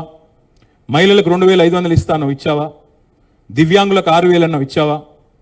నిరుద్యోగులకు 4,000 భృతి అన్నావు ఇచ్చినావా? 2 లక్షల ఉద్యోగాలు మొదటి సంవత్సరంలో ఇస్తా అన్నావు ఇచ్చావా? ఏదీ లేదు. ఇంకోటి ఇంకా విచిత్రమైన విషయం, అప్పులు బ్రహ్మాండంగా చేస్తున్నారు, రెండో వైపు పరిమితికి మీరి అప్పులు చేస్తున్నారు. ఇంకా విచిత్రమైన విషయం, ల్యాండ్ ఆక్షన్లు బ్రహ్మాండంగా జరుగుతున్నాయని ప్రకటనలు. 234 కోట్లకు 35 కోట్లకు ఎకరం పోయిందని చెప్తున్నారు. మరి ఆ డబ్బులన్నీ ఎక్కడ పోతున్నాయి? ఆ డబ్బులతో ఎందుకు నువ్వు చెప్పిన గ్యారంటీలు, 420 హామీలు, 13 డిక్లరేషన్లు ఎందుకు అమలు చేయవు? ఎక్కడ పోతున్నాయి డబ్బులన్నీ? 4 లక్షల కోట్ల డబ్బులు. ఉద్యోగులకు పిఆర్సీ ఇవ్వవు, పెన్షనర్లకు రిటైర్మెంట్ బెనిఫిట్లు ఇవ్వవు, పోనీ మా జర్నలిస్టులకు ఇంటి స్థలాలు ఇవ్వవు. అన్నీ నువ్వే కదా ఇచ్చిన హామీలు. ఏది అమలు చేయలేదు ఇప్పటివరకు. ఏ ఒక్కటి మీరు ఇచ్చింది 420 హామీల్లో. ఇవాళ ఈ రోజుకి మీరు చూస్తే, అప్పుల పరంగా చూస్తే, ఈ ఏడాది లక్ష్యం తెలంగాణ ప్రభుత్వంది 55,000 కోట్ల అప్పు. కానీ ఇప్పటికే 78,000 కోట్లు తెచ్చారు. అంటే 23,000 కోట్లు ఎక్స్ట్రా అప్పు తెచ్చారు ఆల్రెడీ. ఇది నా లెక్కలు కాదు. మీరు కావాలంటే దీన్ని you can hold me to scrutiny, you can call any of the financial experts, మీరు పిలవండి, నేను కూడా వస్తాను. ఇవన్నీ కూడా కాగ్ ఆడిటెడ్ లెక్కలు. ఇంకా దరిద్రమైన పరిస్థితి ఏంటంటే, నాకు ఇక్కడ కాగ్ది కూడా సమాచారం ఉంది, మీకు ఇస్తాను కావాలంటే. I leave the entire set with press club, I can cross check me. ఎంత పచ్చి అబద్ధాలు ముఖ్యమంత్రి డిప్యూటీ సీఎం చెప్తున్నారంటే, మీరు తెచ్చిన అప్పుకు మిత్తిలు కట్టడానికి సరిపోతుంది అంటాడు. నేను ఎంత కడుతున్నారా అని చెప్పి కాగ్ లెక్కలు తీసిన. నెలకు 2,000 కోట్లకు మించి ఎన్నడూ కట్టలేదు. 2,000, 2,500 కోట్లు యావరేజ్గా. కానీ చెప్పేది ఎట్లా చెప్తున్నారు? నెలకు 6,000 కోట్లు. థ్యాంక్ యూ రమేష్ భాయ్. నెలకు 6,000 కోట్లు అని అబద్ధాలు, పచ్చి అబద్ధాలు. 6,500 కోట్లని కాగి చెప్పేది ఒకటి, ఈ కాకి లెక్కలు ఒకటి, వీళ్ళవి కాంగ్రెస్ లెక్కలు ఒకటి. ఇంకా నేను చెప్పాలంటే చాలా ఉంది, కానీ నేను ఎక్కువ ఇంకా ఈ లెక్కల జోలికి పోను. కానీ ఒకటి మాత్రం పక్కా, ఇవాళ తెలంగాణకు మళ్ళీ ముప్పు పొంచి ఉంది. కాంగ్రెసు ఇవాళ ఎట్లా తయారైందంటే, ఈ రాష్ట్రంలో మోడీ గారు తానా అంటే వీళ్ళు తందానా అంటున్నారు. మా మెడ మీద కత్తి పెట్టి ఆనాడు మీరు మోటార్లకు మీటర్లు పెడతారా, సస్తారా, లేకపోతే 30,000 కోట్ల లోను మేము ఇవ్వము, FRBM లిమిట్స్ పెంచము అంటే కేసీఆర్ గారు అది వదులుకున్నారు. కానీ ఇవాళ రేవంత్ రెడ్డి గారి ప్రభుత్వం RDSS అనే స్కీమ్లో చేరింది. చేరడం వల్ల ఏం చెప్తుంది ఇప్పుడు వాళ్ళు? మేము పెట్టము మోటార్లకు మీటర్లని ముఖ్యమంత్రి గారు పైకి చెప్తున్నారు. కానీ ఏం చెప్తున్నారు? ట్రాన్స్ఫార్మర్లకు పెడతామని చెప్తున్నారు. ఈ రాష్ట్రంలో ఈరోజు 5 లక్షల ట్రాన్స్ఫార్మర్లు ఉన్నాయి, 30 లక్షల మోటార్లు ఉన్నాయి, వ్యవసాయ మోటార్లు నేను చెప్పేది. అంటే ప్రతి ట్రాన్స్ఫార్మర్ కింద 6 మోటార్లు ఉన్నాయి. ఇవాళ 6 మోటార్లకు 1 మీటర్ పెడతా అని చెప్తున్నాడు రేవంత్ రెడ్డి. రేపు కొద్ది కాలం పోతే 6 మోటార్లకు కాదు 3 మోటార్లకు అంటాడు. ఆ తర్వాత మోటార్కో మీటర్ పెడతా అంటాడు. ఎందుకంటే ఈయన మాటలు ఎవరు నమ్ముతారు? చివరి గింజ ధాన్యం కొంటా అన్నాడు, చివరి దాకా ప్రతి చివరి గింజ కొంటా అన్నాడు. తొలి గింజనే కొనలేదు కదా నువ్వు సరిగ్గా.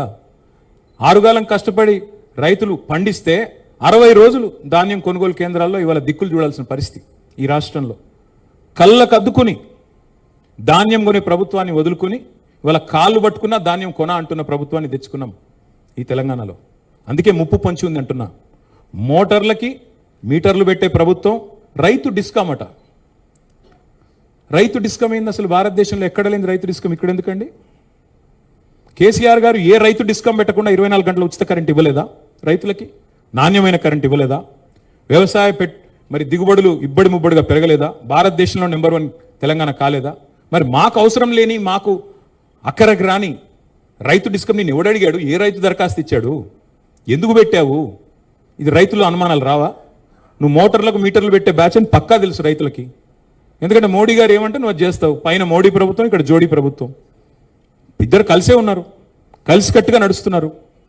అలా అనుమానం కూడా అక్కర్లేదు. 100% నేను చెప్తున్నా, తెలంగాణ రైతులు పారా హుషార్, తస్మాత్ జాగ్రత్త. ఈ దుర్మార్గులు చెప్పింది చేయరు, చేసింది చెప్పరు. చెప్పారు కదా రైతు డిక్లరేషన్లో కౌలు రైతులకు రైతు బంధు ఇస్తానని ఇచ్చిండా? రైతు కూలీలకు ఇందిరమ్మ ఆత్మీయ భరోసా అన్నాడు ఇచ్చిండా? రైతు భరోసా 15,000 ఇస్తానని ఇచ్చిండా? 2 లక్షల రుణమాఫీ చేసిండా? ఏది చేసిండా? నేను మాట నమ్ముతారు మీరు? అందుకే నేను అంటున్నా ముప్పు పొంచే ఉన్నది. నేను మాత్రం ఒకటే చెప్పదలుచుకున్నా చివరికి ముగించే ముందు. మా పార్టీకి మొన్ననే 25 సంవత్సరాల నుండి 26 సంవత్సరాలు అడుగుపెట్టాం. అట్లాగే తెలంగాణ 12 ఏళ్ళు నుండి 13 సంవత్సరాలు అడుగుపెట్టింది. ఉర్రూతలూగించిన 14 ఏళ్ల ఉద్యమాన్ని చూశాం. అభివృద్ధి పరవళ్ళు తొక్కిన ఒక 9.5 ఏళ్ల అధికార ప్రస్థానాన్ని చూశాం. గత 2.5 సంవత్సరాలుగా ప్రభుత్వాన్ని ప్రశ్నిస్తూ, నిలదీస్తూ మరి ప్రతిపక్ష పాత్ర కూడా మీరు చూశారు. ఈ 25 వసంతాలు పూర్తి చేసుకోవడం అంటే మామూలు విషయం కాదు ఒక రాజకీయ పార్టీకి. తెలుగు నేలలో 2 పార్టీలకు మాత్రమే ఆ ఫీటు ఇప్పటికి సాధ్యపడింది. ఒకటి ఎన్టీ రామారావు గారు స్థాపించిన తెలుగుదేశం పార్టీ ఇప్పుడు 40 ఏళ్ళు నిండింది అనుకుంటా, 42-43 ఏళ్ళు నిండింది అనుకుంటా. మా పార్టీ 25 ఏళ్ళు నిండింది. జగన్మోహన్ రెడ్డి గారి పార్టీ కూడా 12 ఏళ్ళు 10 ఏళ్ళు అయినట్టుంది. 25 ఏళ్ళు నిలదొక్కున్నది మాత్రం ఈ 2 పార్టీలు. ఎన్టీ రామారావు గారు స్థాపించిన టీడీపీ, కేసీఆర్ గారు స్థాపించిన టీఆర్ఎస్, నాటి టీఆర్ఎస్ నేటి బీఆర్ఎస్. ఇవాళ ఈ ఇంటి పార్టీని గుండెల్లో పెట్టుకొని అభిమానిస్తున్న, ఆదరిస్తూ మమ్మల్ని కంటికి రెప్పలాగా కాపాడుకుంటున్న తెలంగాణలోని ప్రతి సోదరికి సోదరుడికి హృదయపూర్వకంగా వారికి నా ధన్యవాదాలు. అట్లాగే ఒక అనితర సాధ్యమైన ఉద్యమాన్ని నిర్మాణం చేయడమే కాకుండా ఆ ఉద్యమం లక్ష్యం చేరుకోవడం, అల్టిమేట్గా రాష్ట్రం సాకారం కావడం, సాకారమైన ఆ రాష్ట్రానికి నాయకత్వం వహించే ఓ మహద్భాగ్యం మాకు కలగడం, ఇవన్నీ కూడా చాలా చాలా మనసు నిండా ఆనందాన్ని నింపే మరి ఒక ప్రస్థానం. కానీ సరే, మధ్యలో ఎత్తుపల్లాలు ఉంటాయి, మధ్యలో ఎదురు దెబ్బలు ఉంటాయి, ఒడిదుడుకులు ఉంటాయి, ఆటుపోట్లు ఉంటాయి. కానీ మా నాయకుడు చెప్పేది ఒకటే, కేసీఆర్ గారు, విజయం లభించినప్పుడు పొంగిపోకూడదు, ఓటమి వచ్చినప్పుడు కుంగిపోకూడదు అని చెప్తారు. అందుకే వారిచ్చిన ధైర్యంతో, వారిచ్చిన సాహసంతో ముందుకు పోతా ఉన్నాం. మిగతా రాజకీయ పార్టీలకి పాలిటిక్స్ అంటే ఒక గేమ్, మాకు మాత్రం ఒక టాస్క్. అందుకే ఆ టాస్క్ని ఏ పాత్రలో ఉన్నా ప్రజలే కేంద్ర బిందువుగా, వారి సమస్యల పరిష్కారమే ప్రధాన ఇతివృత్తంగా ముందుకు పోతా ఉన్నాం. మరి ఈ మధ్యకాలంలో జరిగిన కొన్ని ఎన్నికల్లో కూడా పార్టీ మంచి ఫలితాలు సాధించింది. రేపటి రోజున కూడా నేను ఒకటే చెప్తా ఉన్నా, కేసీఆర్ లాంటి నాయకుడు తెలంగాణకి రక్షణ కవచంలాగా ఉన్నంత కాలం ఎవ్వరూ ఏమీ చేయలేరు. ముమ్మాటికి తెలంగాణ తన అస్తిత్వాన్ని, తన ఆత్మని వెతుక్కుంటూ రాష్ట్రాన్ని సాధించుకున్నది. ఈ సాధించుకున్న ఈ రాష్ట్రాన్ని ఉజ్వల తెలంగాణగా, భారతదేశానికి ఒక లైట్ హౌస్ లాగా నిలబెట్టేదాకా మా ప్రయాణం కొనసాగుతూనే ఉంటుంది. ప్రెస్ క్లబ్కి, మిత్రులకి నాకు ఈ అవకాశం ఇచ్చినందుకు హృదయపూర్వకంగా వారికి ధన్యవాదాలు, నమస్కారాలు. Thank you, sir. Mr. KTR spoke with lots of agony from his party's perspective, but we have to see whether people will accept his charges against the government. So since he's in a bit of negative mood, also about the media, saying that, media has been a bit negative about the party, and so would like to start, make his mood a little bit more positive and energetic. Let's take a question from a young lady here who want to ask a question. Ravikant. Are you from the media? Ravikant. Just a minute, yeah, just a minute, ma'am. First, let me, yeah. ఒకటి ఏంటంటే as for the practice ఎవరైనా అడగాలనుకున్న first చేయలేపండి. Let's be discipline and will give them a chance because mister KTR will be here for some time. And if there's any girl, because let's ladies first, and if there's any lady who wants to ask the question first. Are you from media? Yeah, please. Ramesh ji. No questions from you? No questions from you? Just a minute, ma'am. Please. Let's be disciplined. आप ही के पास आ रहे हैं, आप ही के पास आ रहे हैं. Let's be disciplined, ma'am. Yeah. आप आगे आइए ना थोड़ा. Okay, Hello, yeah, sir. please. Hi. I'm Shyamala from Times of India. Hi. How is BRS preparing for the next elections, if I may ask? Well, like any political party, what we have to do is we have to reorganize ourselves, we have to reorient ourselves. That's exactly what we are doing. While we continue to remain the principal opposition, while we continue to question the government on all their drawbacks, limitations, unfulfilled promises, at the same time, we are trying to revamp our own organization. Our membership drive will start in June, this month itself. And we plan on organizing right from the booth level, almost 36,000 plus polling booths in Telangana, right from booth level all the way to the state committee. So all that exercise will take a bit of time, probably over the next few months. And then we also want to conduct our, whatever I've just mentioned, for example, all the subjects that I tried to touch upon. We are going to conduct training classes to all of our active cadre and trying to make sure that as a party, we are, like they say, there's a fitness test when you're playing an IPL game, right? In the same way, I think while we are headed into an election, we'll try and make sure each of our soldiers, each of our leaders is well equipped with all the kind of information, be it in social media or on the field, and make sure that we continue to remain fit and continue to go back to public and seek their mandate. Thank you. Okay, we would like to give a chance to senior members of the club, who rarely get a chance to, Amar Garu, please rise. We rarely get a chance to, interact with Mr. KTR. So let's take the first question to Mr. Jwala Narasimharao. Hello. Banu. జాగ్రత్త అడగండి sir. కొన్ని senior మెంబర్స్కి ఇచ్చినాక then will give an opportunity to others and I want everyone to be disciplined bit because రెగ్యులర్గా అడిగే వాళ్ళకంటే అడగని వాళ్ళకి కొద్దిగా ఎక్కువ ఛాన్స్ ఇస్తాం. Please sir. Thank you. అంటే కూర్చోండి సార్, ప్లీజ్ కూర్చోండి. నేను ప్రశ్న అడుగుదామని రాలేదు, ఒకటి కేటీఆర్ గారిని చూద్దామని వారిని విందామని వచ్చాను. అంటే ఇది మీరు తెలంగాణ వచ్చిన తర్వాత ఈ డెవలప్మెంట్ ఏంటని యాక్చువల్గా సందర్భం అదని నేను అనుకున్నాను. When you go outside the state or outside the country, if anyone ఆస్ యూ, మీరు మీ బీఆర్ఎస్, టీఆర్ఎస్, కేసీఆర్ గారు మీరు చెప్పినట్టు చాలామంది ఇంతమంది తెలంగాణ కోసం పోరాడారు, సాధించారు కదా, వద్దని చాలామంది అన్నారు కదా, వ్యతిరేకంగా పోరాడారు కదా, చివరికి తెలంగాణ సాధించారు. ఈ 12 ఏళ్లలో తెలంగాణ సాధించడం వల్ల మీకు ఏం ఒరిగింది అని అంటే ఇర్రెస్పెక్టివ్ ఆఫ్ పార్టీ, ఆ పార్టీ కాకుండా the holistic development of my Telangana in 12 years ఏమిటని అడిగితే టోటల్ ఆబ్జెక్టివ్గా, టోటల్ పాజిటివ్గా చెప్పటానికి సాహసిస్తారా? సరే, ఇప్పుడు మీరు రామాయణం అంతా అయినాక రాముడికి సీత ఏమవుతున్నట్టుంది. మీరు అందులో కేసీఆర్ గారి దగ్గర సిపిఆర్ఓగా చేసిన వ్యక్తి, మీరు అన్ని దగ్గర నుండి చూసిన వ్యక్తి. నేనేమంటానంటే సార్, ఏ ఇండికేటర్ అన్నా తీసుకోండి, భారతదేశంలో ఇవాళ తెలంగాణ సాధించిన విజయాలు, తెలంగాణ సాధించిన అపురూపమైన కొన్ని మైల్ స్టోన్స్ ఏవైతే ఉన్నాయో, I think they stand unparalleled. అందులో ఏం అనుమానం కూడా అక్కర్లేదు. If I have to put it in one word sir, ఎందుకంటే నేను టెక్నాలజీ మినిస్టర్గా కూడా పనిచేశాను, Telangana is the most successful startup state of independent India. 79 ఏళ్ల భారతదేశంలో స్వాతంత్రం వచ్చిన తర్వాత తెలంగాణను మించి ఒక దశాబ్ద కాలంలో ప్రగతి సాధించిన రాష్ట్రం ఈ దేశంలో ఎక్కడా లేదు, ఏదీ లేదు. ఇది నిర్వివాదం. కాబట్టి if I have to sum up in one word, it's the most successful startup state of independent India. That's what I would say. Thank you sir. Just minute please, be discipline. నేను అడిగిన దగ్గర అడగకండి question, ఇచ్చినప్పుడే తీసుకోండి. Just minute boss, నేను అడిగిన దాకా ఎవరు అడగకండి please. నా చేతిలో డిసిప్లిన్. కేటీఆర్ గారు, మీ పార్టీ పందా రోజు రోజుకు మారిపోతున్నట్టు కనబడుతుంది.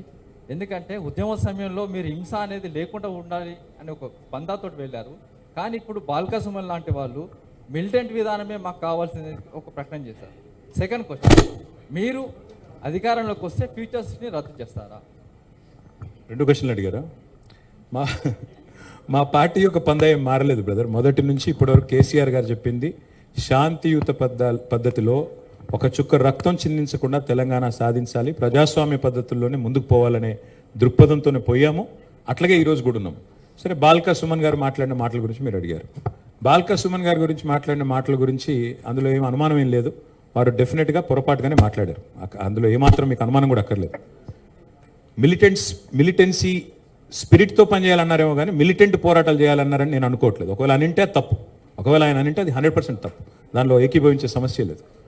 కానీ రెండో మాట నేను అడిగేది బ్రదర్, సరే బాల్కా సుమన్ గారు ఆ మాట అన్నారని చెప్పి ఆయన తీసుకుపోయి జైల్లో పెట్టారు. నేను అడుగుతా ఉన్నా రమేష్ గారు, మీరు క్రైమ్ బీట్ కూడా చూశారు ఇదివరకు.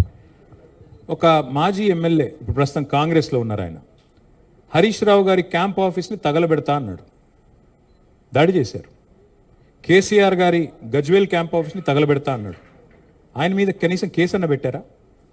అట్లాగే ఇంకో ఎమ్మెల్యే, జడ్చర్ల ఎమ్మెల్యే గారు, అక్కడ ఒక ఫార్మా కంపెనీ ఉంటే దాన్ని తగలబెడతా అన్నాడు. ఎమ్మెల్యే గారు, సిట్టింగ్ ఎమ్మెల్యే, బాల్కా సుమన్ మాజీ ఎమ్మెల్యే, ఏం యాక్షన్ తీసుకున్నారు? అట్లాగే మొన్న ఒక ఎమ్మెల్యే గారు చెయ్యి నరికేస్తానో ఏదో అన్నాడు, ఏం యాక్షన్ తీసుకున్నారు? నేనేమంటున్నా అంటే జస్టిస్ అయినా లా అండ్ ఆర్డర్ అయినా సెలెక్టివ్గా ఉంటే కుదరదు.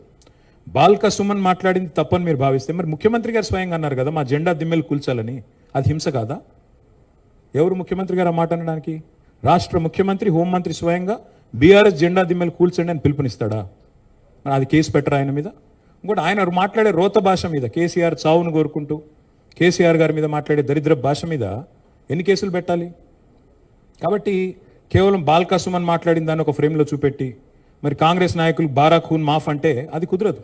ఈ రాష్ట్రంలో లా అండ్ ఆర్డర్ అందరికీ ఒకటే ఉండాలి, అందులో అనుమానమే లేదు. మీరు ఫ్యూచర్ సిటీ గురించి అడిగారు. బ్రదర్, మీరు first of all please get out of that mind set. అది ఫ్యూచర్ సిటీ లేదు, గడిది గుడ్డు లేదు, అక్కడ ఏం లేదు. It was land that was acquired for pharma city. Hyderabad pharma city కోసం 14,000 ఎకరాలు ల్యాండ్ అక్విజిషన్ చట్టాన్ని వినియోగించి మేము ఆ ల్యాండ్ తీసుకున్నాం. 7 సంవత్సరాలు పట్టింది ఆ ల్యాండ్ సేకరించడానికి. It was conditional land acquisition. Conditional to what? Conditional to setting up pharma park, pharma units. ఇవాళ ఫార్మా సిటీ లేదు, ఏమీ లేదు. మేము అక్కడ జూ పెడతాం, వంతారం తీసుకొస్తాం, మేము అక్కడ ప్లాట్లు ఇస్తాం, రియల్ ఎస్టేట్ వ్యాపారం చేస్తాం. భయ నేనేమంటున్నా అంటే జర్నలిస్టులకు ఇళ్ల స్థలాలు ఇవ్వాలన్న ప్రేమ ముఖ్యమంత్రి గారికి ఉంటే మంచిర్యాలలో ఇవ్వండి, బుద్ధివేల్లో ఇవ్వండి, బ్రహ్మాండమైన జాగాలు ఉన్నాయి, ప్రభుత్వ స్థలాలు ఇవ్వండి, మేమెందుకు వద్దంటాం.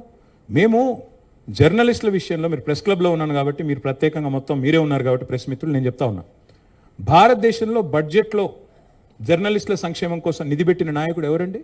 కేసీఆర్ గారు తప్ప ఎవరైనా ఉన్నారా? చూపెట్టండి నాకు. KCR is the only chief minister for the first time in the history of this country. బడ్జెట్లో డైరెక్ట్గా జర్నలిస్టుల సంక్షేమం కోసం 100 కోట్లు పెట్టిన నాయకుడు కేసీఆర్. అక్రెడిటేషన్ కార్డులు, ఇక్కడ అమర్ గారు ఉన్నారు, ఇంకా సీనియర్ జర్నలిస్టులు బండారు శ్రీనివాసరావు గారు, నరసింహారావు గారు అందరూ ఉన్నారు. అక్రెడిటేషన్ కార్డుల కోసం ఉద్యమాలు జరిగేది గతంలో, కానీ కేసీఆర్ గారు ఉన్నప్పుడు 18-19 వేల కార్డులు, అక్రెడిటేషన్ కార్డులు ఇచ్చింది తెలంగాణ ప్రభుత్వం. కరోనా టైంలో ఒక్కొక్క జర్నలిస్ట్ సోదరుడికి సోదరికి 20,000 రూపాయలు ఆరోగ్య కోసం వారికి సహకరించింది కేసీఆర్ గారి ప్రభుత్వం. ఇవాళ భారతదేశంలో ఎక్కడన్నా ఉందండి ఒక జర్నలిస్ట్ చనిపోతే పెన్షన్ ఇచ్చే విధానం ఉందా? మీడియా అకాడమీ ద్వారా ఎక్కడన్నా ఒక రాష్ట్రంలో ఉందా? ముందు పెట్టింది కేసీఆర్. జర్నలిస్టుల సంక్షేమం గురించి మాకు రేవంత్ రెడ్డి గారి దగ్గర నేర్చుకోవాల్సిన అవసరం లేదు. రేవంత్ రెడ్డి గారు ఇవాళ ఇళ్ల స్థలాలు ఇవ్వాలి అనుకుంటే నేను వారికి విజ్ఞప్తి చేస్తా ఉన్నా. మా పార్టీ తరపున ఉత్తరం రాయమంటే కూడా రాస్తా. నిరభ్యంతరంగా ఇవ్వండి, ఎవరొద్దంటున్నారు? పేట్ బషీరాబాద్ ల్యాండ్ మా ప్రభుత్వంలో ఉన్నప్పుడు, జవహర్ సొసైటీ అనుకుంటే దాని పేరు, మా ప్రభుత్వంలో ఉన్నప్పుడు కేసీఆర్ గారి దగ్గరికి మీరందరూ వచ్చి అప్పీల్ చేస్తే అప్పుడు చీఫ్ జస్టిస్గా ఉన్న ఎన్వి రమణ గారితో కూడా కేసీఆర్ గారు ప్రత్యేకంగా మాట్లాడారు. సార్, మన జర్నలిస్టులు కొద్దిగా చూడండి అని, ఏమైనా మేలు చేయగలిగితే చేయండి అని రిక్వెస్ట్ చేశారు. అంటే కేసీఆర్ గారు మీకు న్యాయంగా, ధర్మబద్ధంగా, చట్టబద్ధంగా మీకు స్థలాలు ఇవ్వాలని పరితపించిన వ్యక్తి కేసీఆర్. ఇవాళ ఆ పరిష్కారం ఇంకా కాలేదు కదా సమస్యది. ఇవాళ ఎక్కడో ఇస్తాం ఫ్యూచర్ సిటీ అంటే, ఫ్యూచర్ సిటీ ఎక్కడుందండి? ఎక్కడుంది అసలు future city? Yes, I agree with Harish Rao 100%. Future city లేదు, ఏదీ లేదు. మీరే డ్రామాలు ఆడుతున్నారు.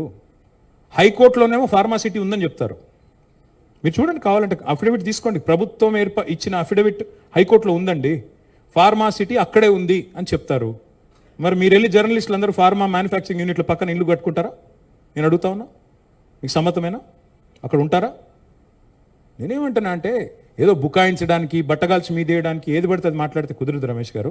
ముఖ్యమంత్రి గారికి ప్రభుత్వానికి చిత్తశుద్ధి ఉంటే ముందు పేట్ బషీరాబాద్ ల్యాండ్ ఇవ్వండి, నెంబర్ 1. నెంబర్ 2, మంచిరేవులలోనో లేకపోతే బుద్ధివేలులోనో మంచి స్థలం ఏదైనా తీసి 100 ఎకరాలు ఇవ్వండి. ఎంతసేపు అమ్ముకోవడమేనా? ఇవ్వండి, మేమెందుకు వద్దంటాం. ఇంకోటి, మా గవర్నమెంట్ ఉన్నప్పుడు మేము జిల్లాల్లో చాలా వరకు ఇళ్ల స్థలాలు ఇచ్చాం. హైదరాబాద్లో ఇవ్వలేకపోయాం, ఎందుకంటే ఇక్కడ కాస్ట్లీ ల్యాండ్స్, ఆ పరిష్కారం కూడా జరగలేదు, ఇంకప్పటికి న్యాయ పోరాటం జరుగుతుంది కాబట్టి ఇవ్వలేకపోయాం. హరీష్ రావు గారు అన్న దానిలో ఏ తప్పు లేదు. That land acquisition was conditional. Tomorrow any kind of misadventure the government does, డెఫినెట్గా it has to be stopped. It was for industrialization. అది కాకుండా దేనికి వినియోగించుకోవడానికి? జూ పార్క్ పెడతానంటాడు ఏందండి ఆయన? వంతారాకు 3,000 ఎకరాలు ఇస్తాడా? అది ఎంత కాస్ట్లీ ల్యాండు? నీకు అంత ఉబలాటం ఉంటే ఎక్కడో ఇవ్వు, దూరంగా ఇవ్వు. ఎట్లా ఇస్తారండి నాకు అర్థం కాదు. Thank you.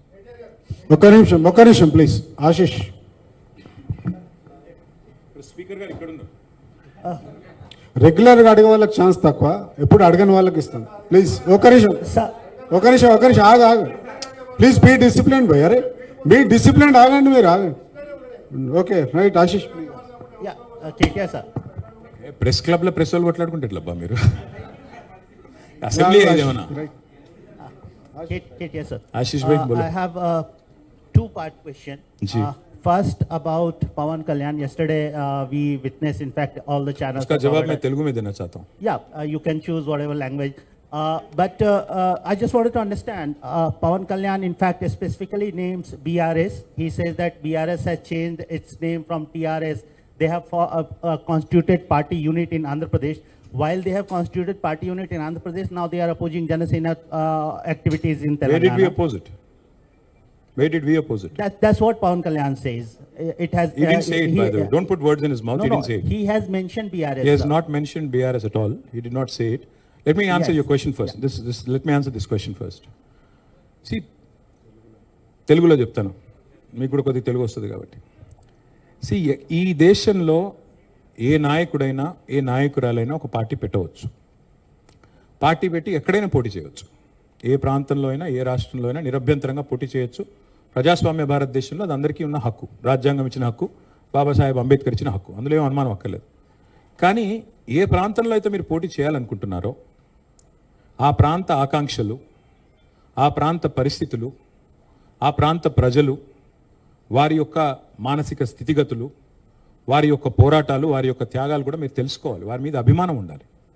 నేను అడుగుతా ఉన్న పవన్ కళ్యాణ్ గారిని వల్ల, మీరు కొత్తగా పోటీ చేసేది ఏముందండి? జనసేన 2023లో పోటీ చేయలేదా? మీరు చేశారు కదా అసెంబ్లీ ఎన్నికల్లో, మొన్న మున్సిపల్ ఎన్నికల్లో కూడా పోటీ చేశారు కదా 350 వార్డులో. కొత్తగా చేసేది ఏముంది?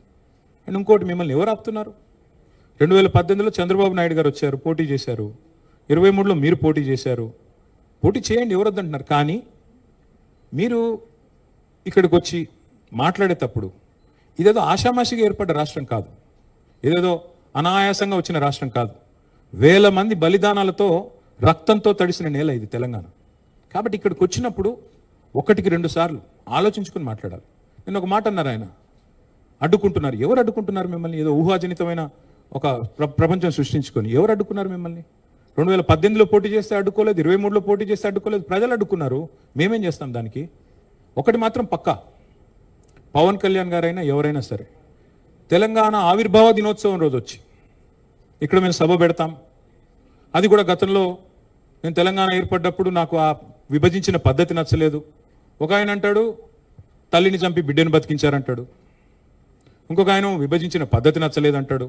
ఇవన్నీ ఏంటంటే తెలుగు హైదరాబాదీ అల్ఫాజ్ మే బోల్నా హై తో గుమా ఫిరాకి బోల్నా బోల్తే ఇసుకో.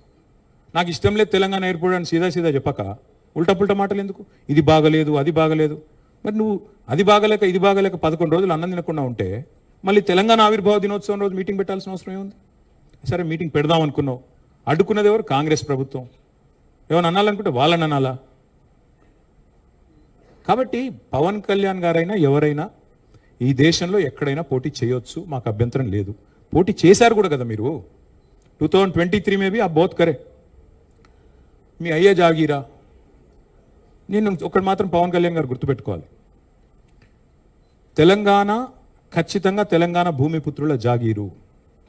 తెలంగాణ భూమిపుత్రుల జాగీరే తెలంగాణ. ఇందులో ఎవరికి అనుమానం కూడా అక్కర్లేదు. 100%. ఈ నేల కోసం కష్టపడ్డ వాళ్ళు, ఈ నేల కోసం పోరాటాలు చేసిన వాళ్ళు, ఈ నేల కోసం త్యాగాలు చేసిన వాళ్ళు, నెత్తురుతో తడిచిన నేల ఇది. ముమ్మాటికి తెలంగాణ ఈ భూమిపుత్రులు, ఇక్కడున్న 4 కోట్ల మంది జాగీర్ ఇది. కానీ మీరు రండి, ఇక్కడే ఉండండి, మీ కుటుంబాలు ఇక్కడే ఉన్నాయి, మీ వ్యాపారాలు ఇక్కడ ఉండండి, ఎవరొద్దన్నారు? 10-12 ఏళ్లలో ఎక్కడైనా చిన్న సమస్య వచ్చిందండి? నేను అడుగుతా ఉన్నా, మా దృక్పథం ఎట్లాంటిది అంటే, వైజాగ్ స్టీల్ ప్లాంట్ను ప్రైవేటీకరిస్తున్నారు మోడీ ప్రభుత్వం అంటే మేము మద్దతు పలికాం. తప్పు ఇది మీరు చేస్తుంది, పబ్లిక్ సెక్టర్ అండర్టేకింగ్స్ని కాపాడాలని రిక్వెస్ట్ చేశాం. That is our philosophy. ప్రాంతాలుగా విడిపోయినా ప్రజలుగా కలిసి ఉండాలని కోరుకున్నాం. కానీ నిన్న పవన్ కళ్యాణ్ గారు ఇంకొక 2 మాటలు మాట్లాడారు. ప్రాంతీయవాదం అన్నారు. ప్రాంతీయవాదం ఉగ్రవాదం కంటే ప్రమాదం ఏదో అన్నాడు ఆయన. నేను వారికి గుర్తు చేస్తా ఉన్న, ప్రాంతీయవాదం అంటే మరి పొట్టి శ్రీరాములు గారు 58 రోజుల పాటు ఆత్మ బలిదానం చేసుకున్నారే, పోరాటం చేసి మద్రాస్ ప్రెసిడెన్సీ నుంచి వేర్పడి తెలుగు రాష్ట్రం కావాలి, లింగ్విస్టిక్ బేసిస్గా రాష్ట్రాలు ఏర్పడాలి అనే ఒక ఆకాంక్షతో వారు ఏదైతే పోరాటం చేశారో, లింగ్విస్టిక్ బేసిస్కి వారికి సంబంధం లేదు. మద్రాస్ నుంచి ఆంధ్ర రాష్ట్రం వేరుపడాలని పొట్టి శ్రీరాములు గారు 58 రోజులు నిరాహార దీక్ష చేశారు. అది కూడా ప్రాంతీయవాదం అంటారా? ప్రాంతీయవాదం అంటే నేను ఇంకో ప్రశ్న అడుగుతా ఉన్నా పవన్ కళ్యాణ్ గారిని. మోడీ గారు ఇవాళ ఆయన ప్రాంతం మీద అభిమానంతో, ప్రాంతీయవాదంతో తెలంగాణకు వచ్చిన ఇండస్ట్రీలను కొట్టుకొని పోతా ఉన్నాడు. కేన్స్ అనే పరిశ్రమ ఇక్కడ పెట్టాల్సి ఉంటే, ఇక్కడ ఒప్పందం కుదుర్చుకుంటే మా హయాంలో, మా గవర్నమెంట్లో దాన్ని తీసుకుపోయి గుజరాత్లో పెట్టించారు. మైక్రాన్ అనే సంస్థ ఇక్కడ పెట్టాల్సి ఉంటే, పెట్టుబడి పెట్టేది ఉంటే దాన్ని తీసుకుపోయి గుజరాత్లో పెట్టుకున్నారు. మరి జాతీయవాదం ముసుగులో చేస్తున్న ఈ ఆర్థిక ప్రాంతీయవాదం కరెక్టా? ఏది కరెక్టు? అంటే ప్రధానమంత్రి గారు గుజరాత్కే ప్రధానమంత్రిగా వ్యవహరించడం కరెక్టా? చెప్తారా దీనికి సమాధానం పవన్ కళ్యాణ్ గారు? కాబట్టి ప్రాంతీయవాదం ఇంకో మాట చాలా విచిత్రమైన మాట అన్నారు నిన్న ఆయన.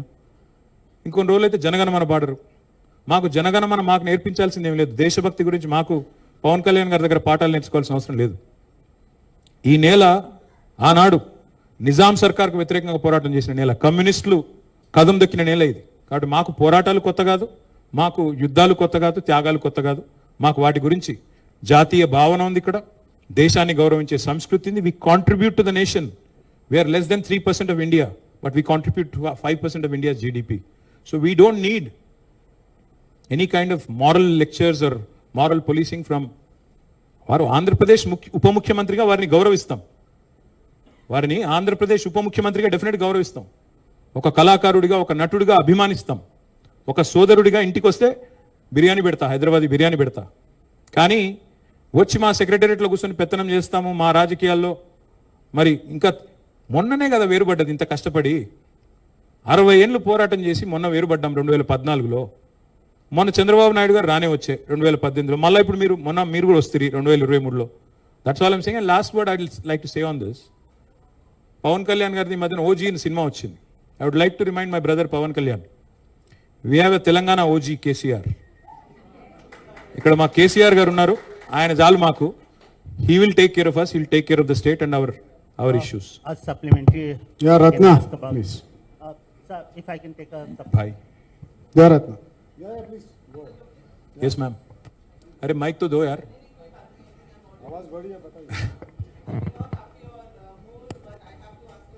नहीं प्लीज बोलिए. You almost said the Ramayana and Ram and Sita, but the charge from BRS, I'm sorry, from the Congress is that the BRS has left the state high and dry completely, that they have to pay 95,000 crores. I'm saying this question to your answer, to your statement yesterday saying that the Congress has undone what BRS has done. And another question is, Kishan Reddy made an allegation saying that the BRS fooled the people by promising Bangaru Telangana, but all they did was a Bangaru family. Could you please throw some light? Ma'am, unfortunately, Mr. Kishan Reddy doesn't have a problem when he has to work with Chandrababu Naidu ji, whose son is a minister, whose brother-in-law is an MLA.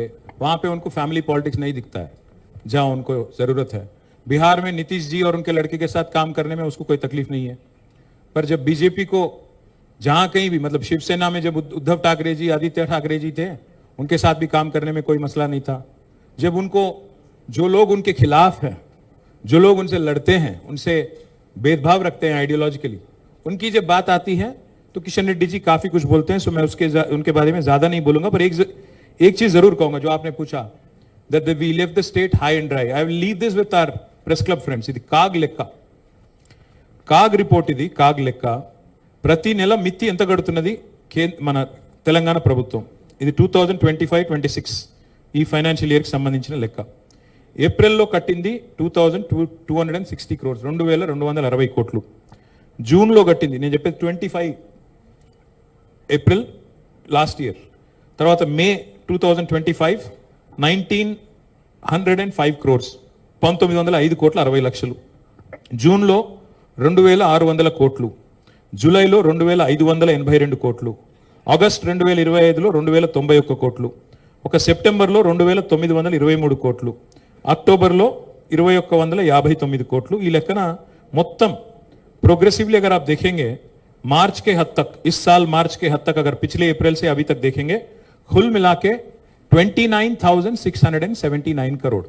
मतलब एक साल में 29,679 crore average अगर ले लेंगे आप तो 2,500 करोड़ कुछ होगा.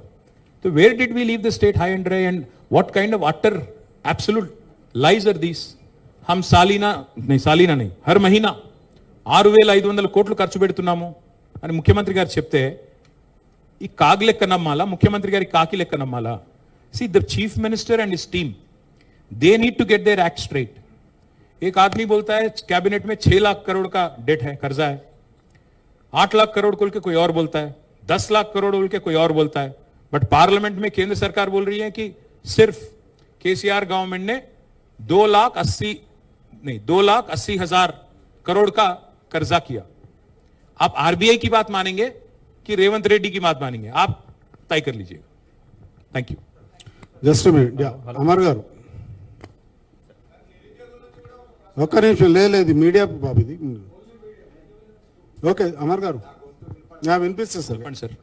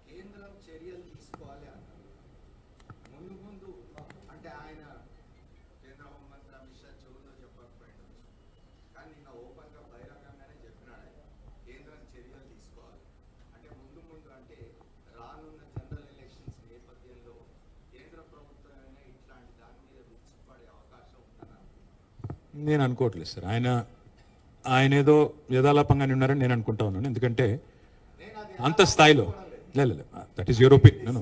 Know that is your opinion sir. తెలంగాణను డిస్టర్బ్ చేయాలి అని 2014లోనే ప్రయత్నం చేశారు, కొత్తదేమి కాదు. మన అనుమతి లేకుండా, మనకు కనీసం ఇన్ఫర్మేషన్ లేకుండా లోయర్ సీలియర్ ప్రాజెక్ట్ని తీసుకొని పోయి ఆంధ్రాకి ఇచ్చారు. 5 మండలాలు తీసుకొని పోయి ఆంధ్రాలో కలిపారు. చాలా ఏకపక్షంగా కేంద్ర ప్రభుత్వం చాలా దుర్మార్గంగా వ్యవహారం చేసింది. మనం స్టేట్ వైడ్ బంద్ కూడా పిలిపించారు. ముఖ్యమంత్రిగా కేసీఆర్ గారు స్టేట్ వైడ్ బంద్ కూడా పిలిపించారు.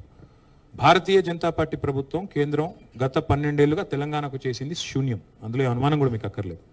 ఐటీఐఆర్ రద్దు చేశారు, బయ్యారముకు కర్మాగారం పెట్టలేదు, విభజన హామీల్లో ఒక్కటి కూడా నెరవేర్చలేదు. ప్రయోగాలు చేశారు, కాకపోతే మధ్యలో సెక్షన్ 8 అడ్డం పెట్టుకుని హైదరాబాద్ను కొంత కేంద్ర పాలిత ప్రాంతం చేయాలనే ప్రయత్నం కూడా కొంతకాలం కుట్ర జరిగింది. కానీ ఇందాక నేను చెప్పింది ఊరికే చెప్పలేదు అమర్ గారు. తెలంగాణ యొక్క పోరాట స్ఫూర్తి అందరికంటే బాగా 2 జాతీయ పార్టీలకు బాగా తెలుసు. కాంగ్రెస్కి తెలుసు, బీజేపీకి తెలుసు. మళ్ళీ తెలంగాణ ఎంత ఫాస్ట్గా చార్జ్ అవుతుంది, ఎంత ఫాస్ట్గా అవసరమైతే కదం తొక్కుతుంది కూడా వాళ్ళకి అవగాహన ఉంది. కాబట్టి అట్లాంటి ప్రయోగాలు మనమే చేస్తారని నేనైతే అనుకోను.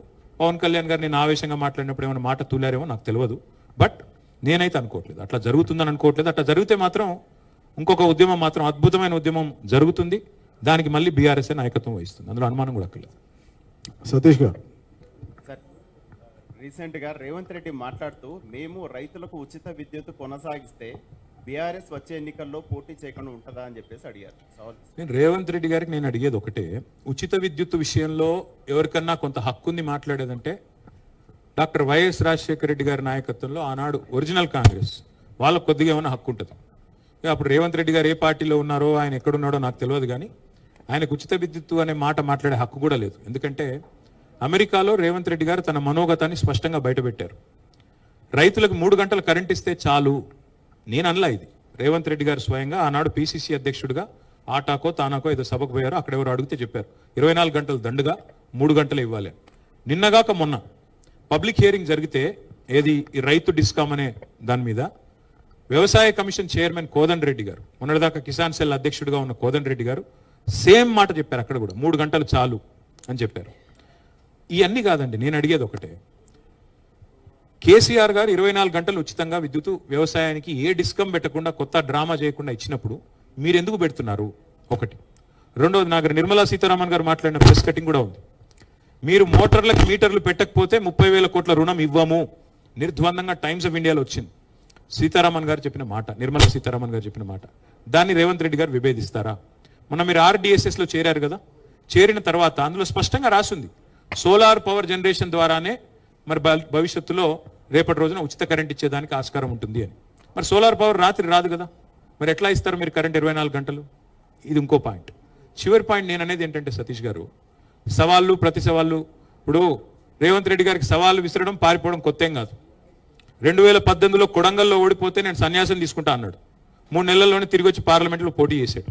కాబట్టి ఆయనకేం కొత్త కాదు, ఆయనకి సిగ్గులేదు. కానీ ఒకటి మాత్రం పక్కా, 420 హామీలు ఏదైతే మీరు ఇచ్చారో, అభయహస్తం మేనిఫెస్టో అన్నారో, అది అమలు చేయకపోతే ఓటు అడగననే దమ్ము రేవంత్ రెడ్డికి ఉందా? నేను అడుగుతా ఉన్నా. ఇంకోటి చెప్తున్నాడు కదా ఆయన 2034 దాకా ముఖ్యమంత్రిగా ఉంటానని. అంత ధైర్యం ఉంటే ఇప్పుడే రద్దు చేసిరా? ఈ రోజు ఎన్నికలు జరిగితే బీఆర్ఎస్ చరిత్రలో ఎన్నడూ లేనంత పెద్ద మెజారిటీతో గెలవబోతుంది. 90 సీట్లకు పైగా గెలిచే ఆస్కారం ఈరోజు ఉంది. అందుకే ఆయనకు తెలుసు, ఇవన్నీ తెలుసు. ఏదో డైవర్షన్ కోసం, అటెన్షన్ డైవర్షన్ కోసం ఆడే నాటకాలు తప్పేమీ కాదు. ఆయనకు నిజంగానే చిత్తశుద్ధి ఉంటే 420 హామీలు అమలు చేస్తేనే నేను పోటీ చేస్తాను చెప్పమనండి, మేము కూడా రెడీ. రామ్లన్న. కేటీఆర్ గారు, ఈ విగ్రహాలది ఒకటి ఇష్యూ అవుతుంది. గతంలో మీరు సచివాలయం ఎదురుగా పెట్టిన రాజీవ్ గాంధీ విగ్రహము తీసేసి గాంధీ భవన్కి పార్సిల్ పంపిస్తామన్నారు. తాజాగా అమీర్పేట మైత్రివనంలో పెట్టే ఎన్టీఆర్ విగ్రహాన్ని తొలగించి అధికారంలోకి వస్తే ఆంధ్రాకు పార్సిల్ పంపిస్తామని చెప్పి టీఆర్ఎస్ చీఫ్ కవిత చెప్తుంది. అసలు ఏంది విగ్రహాల లొల్లేంది, అసలు టీఆర్ఎస్ వైఖరేంది? భయ ఇంకా ఇంపార్టెంట్ సబ్జెక్టులు చాలా ఉన్నాయి. రేవంత్ రెడ్డి యొక్క డైవర్షన్ గేమ్లో మీరు కూడా పడ్డట్టున్నారు. పాపం రేవంత్ రెడ్డి గారికి పరిపాలన చేత కాదు కాబట్టి ఇట్లా అప్పుడప్పుడు టైంపాస్ కార్యక్రమాలు పెట్టి రాగానే తెలంగాణ తల్లి విగ్రహం మార్చేశారు, రూపం మార్చారు. ఇంటికి తులం బంగారం మీద పెళ్లికి తులం బంగారం ఇస్తాన్న రేవంత్ రెడ్డి గారు తెలంగాణ తల్లినెత్తిన ఉన్న బంగారు కిరీటం మాయం చేసిండు, నడుముకున్న వడ్డానం కూడా ఎత్తుకుపోయిండు. అట్లాంటి ఆయన గురించి ఏం మాట్లాడతాం? తెలంగాణ తల్లి రూపం మార్చాడు. తెలంగాణ తల్లిని ప్రతిష్ఠించాల్సిన చోట సెక్రటేరియట్ ముందట రాహుల్ గాంధీ తండ్రిని ప్రతిష్ఠించాడు. అసలు రాహుల్ గాంధీ తండ్రికి తెలంగాణకి ఏం సంబంధం నాకే తెలియదు, ఆయనకే తెలవాలా. మళ్ళీ నిన్నగాక మొన్న ఎన్టీ రామారావు గారు విగ్రహం పెట్టారు. ఎన్టీ రామారావు గారి విషయంలో మాకేమీ వారి పట్ల వేరే అగౌరవం కానీ ఇంకోటి కానీ లేదు. కానీ ఒకటి మాత్రం వాస్తవం, కేవలం ఇవాళ డైవర్షన్ టాక్టిక్స్తో, డైవర్షన్ గేమ్స్తో టైంపాస్ చేస్తాను అంటే మాత్రం కుదరదు.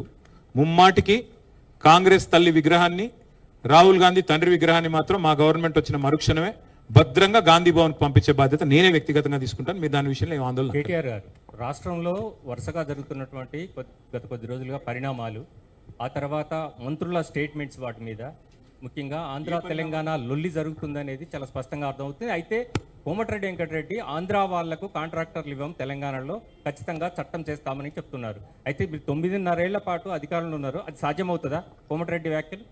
కోమటిరెడ్డి వెంకటరెడ్డి గారిని, ఆయన ఒక మంత్రి, ప్రభుత్వంలో భాగస్వామి, సీనియర్ మంత్రి, వారిని నేను ఒకటే అడుగుతా ఉన్నా. మీ మేనిఫెస్టోలో, మీ డిక్లరేషన్లో మీరు ఒక హామీ ఇచ్చారు. ఎస్సీ ఎస్టీ డిక్లరేషన్ చేయవలలో ఏం చెప్పారు? 18% ఎస్సీలకు, షెడ్యూల్డ్ కాస్ట్కి, 12% ఎస్టీలకు కాంట్రాక్ట్లు ఇస్తాము ప్రభుత్వ వర్కులలో అన్నారంటే 30%. కామారెడ్డి డిక్లరేషన్లో ఏం చెప్పారు? 42% బీసీలకు ఇస్తామన్నారు మీరు.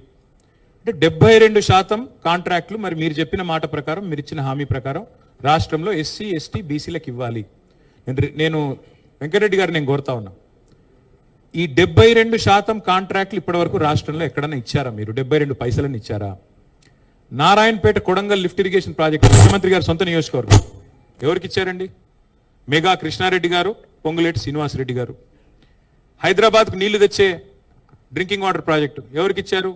మీరే గతంలో ఈస్ట్ ఇండియా కంపెనీని, ముఖ్యమంత్రి గారు పిలిచిన కంపెనీకే మళ్ళీ కట్టబెట్టారు. కాబట్టి కాంగ్రెస్ వాళ్ళు మాట్లాడే మాటలకి, చేసే పనులకి పొంతన ఉండదు. నిజంగా వెంకటరెడ్డి గారికి చిత్తశుద్ధి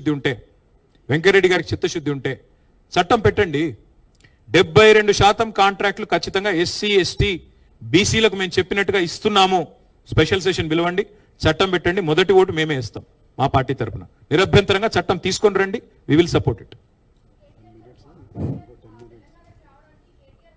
అయిపోయింది, పవన్ కళ్యాణ్ అయిపోయింది మేడం. ఆగండి మీరు ఒక్క నిమిషం ప్లీజ్ ఆగండి.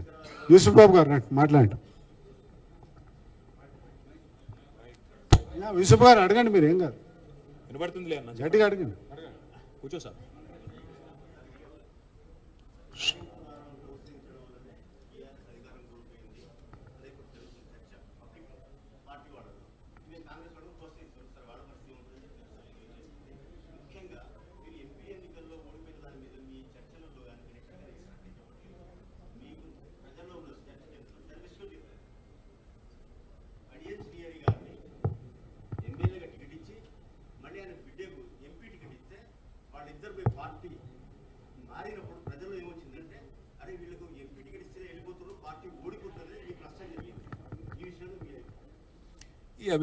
నేను ఇదివరకు కూడా చెప్పానని మళ్ళీ చెప్తున్నాను. పార్లమెంట్ ఎన్నికలు భారతదేశంలో ఒక పోలరైజ్డ్ ఎన్వైర్న్మెంట్లో జరిగినాయి.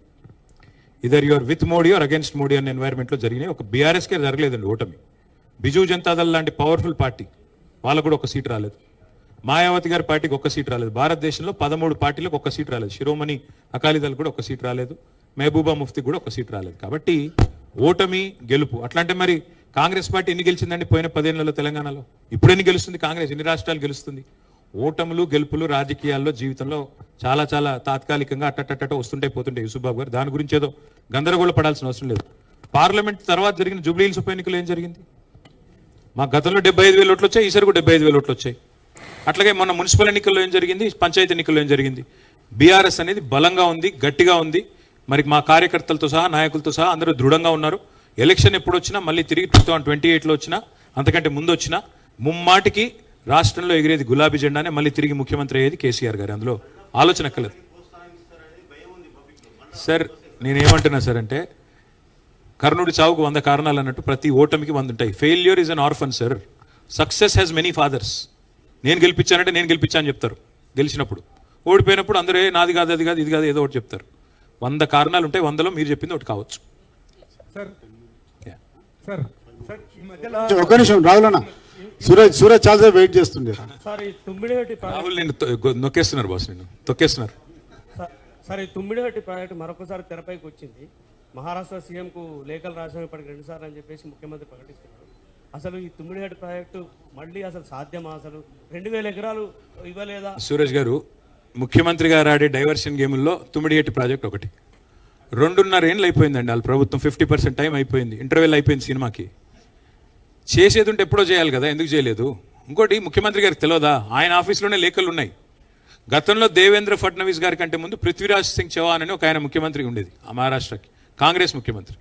ఇక్కడ కిరణ్ కుమార్ రెడ్డి గారు ముఖ్యమంత్రిగా ఉన్నారు అప్పుడు 2013 ప్రాంతంలో. కాంగ్రెస్ పార్టీ ఢిల్లీలో కూడా అధికారంలో ఉంది యూపీఏ రూపంలో. సో ఆంధ్రప్రదేశ్లో కాంగ్రెసే ఉండే, మహారాష్ట్రలో కాంగ్రెసే ఉండే, కేంద్రంలో కూడా కాంగ్రెసే ఉండే. ఆ రోజే తుమ్మిడిహట్టి గురించి పృథ్వీరాజ్ సింగ్ చౌహాన్ గారు ఉత్తరం రాసినారు.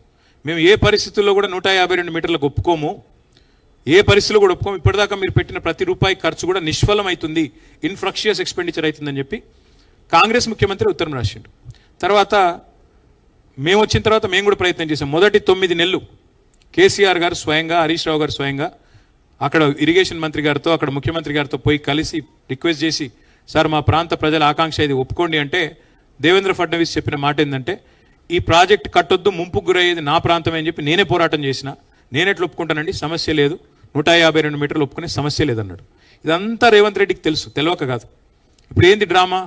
తుమ్మిడిహట్టిని ఆయన కట్టినట్టు ఎవరన్నా నాకు తెలియక అడుగుతా, పక్క రాష్ట్ర ముఖ్యమంత్రి అపాయింట్మెంట్ ఇవ్వడండి అని అడిగితే, అడిగే పద్ధతులు అడగాలి. నువ్వేదో ఉత్తరం రాసినా కాదు కదా, నువ్వు పోయి అడుగు, కలువు. ఒక్కటి మాత్రం పక్కా బ్రదర్, రేవంత్ రెడ్డి చేసే ఏ పనిలో చిత్తశుద్ధి ఉండదు. కేవలం డ్రామా, డైవర్షన్ తప్ప ఏది ఉండదు.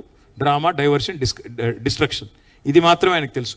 తుమ్మిడిహట్టి ప్రాజెక్ట్ నిజంగా కట్టాలన్న చిత్తశుద్ధి ఉంటే పోయి ధర్నా చేయి, బాంబేలో కూర్చో, ఆయన ఇంటి ముంగట ధర్నా చేయి, నిరాహార దీక్ష చేయి, కథలకు ఎవరొద్దన్నారు నిన్ను? ఇది ఏది చేయకుండా ఏదో చేసినట్టు భ్రమ కల్పిస్తూ చూద్దాం ఏం చేస్తారు. సార్ ఈ మధ్య హిమాంశు సిరిసిల్లలో హల్చల్ చేశాడు sir. So can we see in him the emergence of ఎందుకన్నా పాపం పిల్లగాని ఎందుకు చెడగొడతారన్న మీరు, వదిలేండి. ఆయన ఏదో దేవుడి దర్శనానికి పోయినాడు, ఏం హల్చల్ చేశాడు పాపం. వాళ్ళ దోస్తులు 2 అమెరికాకి వెళ్ళి వచ్చిండ్రు, 2 అమెరికా ఫ్రెండ్స్ కాలేజీలో చదువుకుంటున్నాడు, ఆయనతో పాటు వచ్చిండ్రు, ఎండాకాలం సెలవులను వచ్చిండ్రు. గుడికి తీసుకుపోయిండు. గుడికి తీసుకుపోతే ఇవాళ రేపు సోషల్ మీడియా ప్రపంచం ఇది. సోషల్ మీడియాలో ఏదో ఫ్రెండ్స్ పెట్టుకున్నారు పిల్లలు. ఇప్పుడు మీ పిల్లలు కూడా ఉంటారు రాహుల్, సోషల్ మీడియాలో పెట్టుకోరా. దానికి పాపం ఆయన ఎందుకు గుంజుతున్నారు? ఇప్పుడు ఇళ్ళకి వచ్చి నేనే బాధపడుతున్నా, ఇప్పుడు ఆయన ఎందుకు మధ్యలో? కేటీఆర్ గారు 23 ఎన్నికల్లో జిహెచ్ఎంసీ అసెంబ్లీలో బాగా పర్ఫామ్ చేసింది బీఆర్ఎస్, కానీ రూరల్ తెలంగాణలో ఆ స్థాయిలో చేయలేకపోయింది. దానికి కారణం ఏమనుకుంటున్నారు? 28 ఏమీ లేదు బ్రదర్, 420 హామీలు లేదండి, 420 హామీలు. 10,000 ఇస్తే 15,000 ఇస్తాం, తులం బంగారం ఇస్తాం అని చెప్పి అడ్డగోలు మాటలు ఏదైతే కాంగ్రెస్ చెప్పిందో దాన్ని కొన్ని చోట్ల ప్రజలు నమ్మారు, అంతకంటే ఏమీ లేదు. ప్రజలు నమ్మారు. ఇవాళ నమ్మిన వాళ్ళు బాధపడుతున్నారు, అయ్యో అనవసరంగా నమ్మాం వీళ్ళని.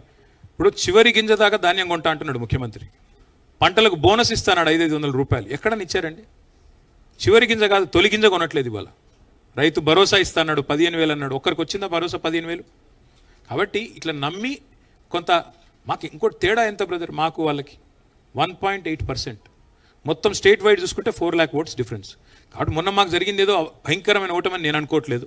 119లో 39 గెలిచాం, 37% ఓటు తెచ్చుకున్నాం, 1.8% తేడాతో 3వసారి పోటీ చేశాం.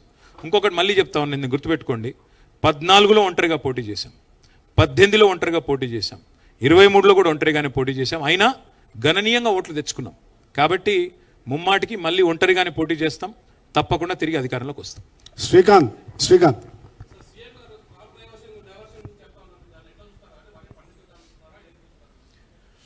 ఆయన ఏం చూస్తున్నాడో నాకే తెలియదు బ్రదర్. ఆయనకు మామూలుగా అయితే మిగతా డైవర్షన్ గేమ్లు బాగా ఆడతాడు. ఆయన క్రాప్ డైవర్షన్ గురించి రేవంత్ రెడ్డి గారి దగ్గర రైతులు నేర్చుకోవాల్సిన పరిస్థితి అని నేను అనుకోను. ఏమన్నా తుమ్మల నాగేశ్వరరావు గారు చెప్తే ఆయన రైతు, ఈయన రియల్ ఎస్టేట్ బ్రోకరు. ఇద్దరికి చాలా తేడా ఉంటుంది. రేవంత్ రెడ్డి గారు రైతుల గురించి మాట్లాడితే చాలా దరిద్రంగా ఉంటుంది. Basheer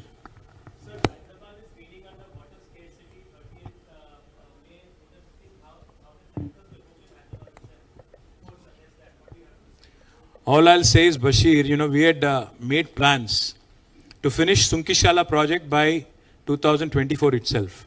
Unfortunately, this chief minister, who is also the municipal minister, even though a major incident has happened and hundreds of crores of public money was wasted by way of a retaining wall collapse, does not have the gall, does not have the courage to blacklist that contractor, even today, despite HMWSSB recommending it.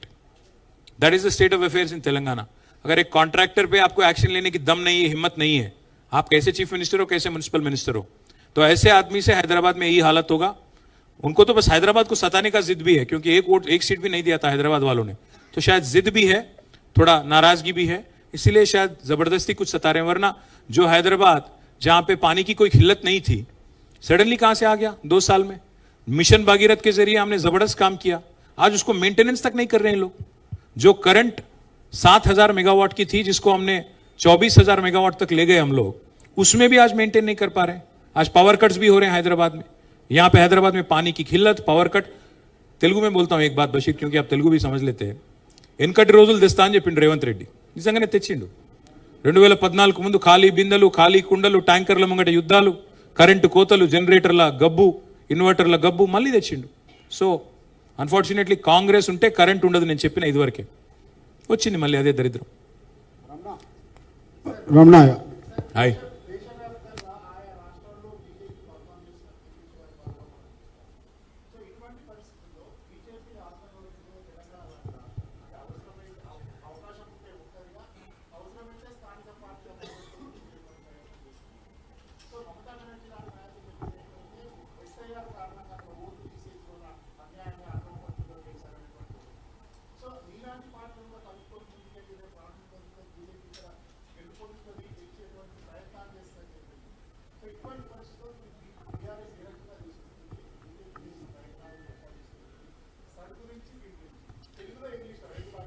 BJP already ఇక్కడ కాంగ్రెస్తో కలిసి ఉంది కదా, కొత్తగా మాతో కలిసేదే ఉంది. నేను ఊరికే చెప్పట్లేదు రమణ, అది మీకు ఆశ్చర్యంగా అనిపించవచ్చు, కానీ చూడండి ఇక్కడ నడుస్తుంది జోడీ ప్రభుత్వం కదా. చూడండి, మొన్న కేంద్ర మంత్రి గారి కుమారుడు పాక్సో నిందితుడిగా ఉంటే 9 రోజులు ఎవరు కాపాడారండి ఆయనని?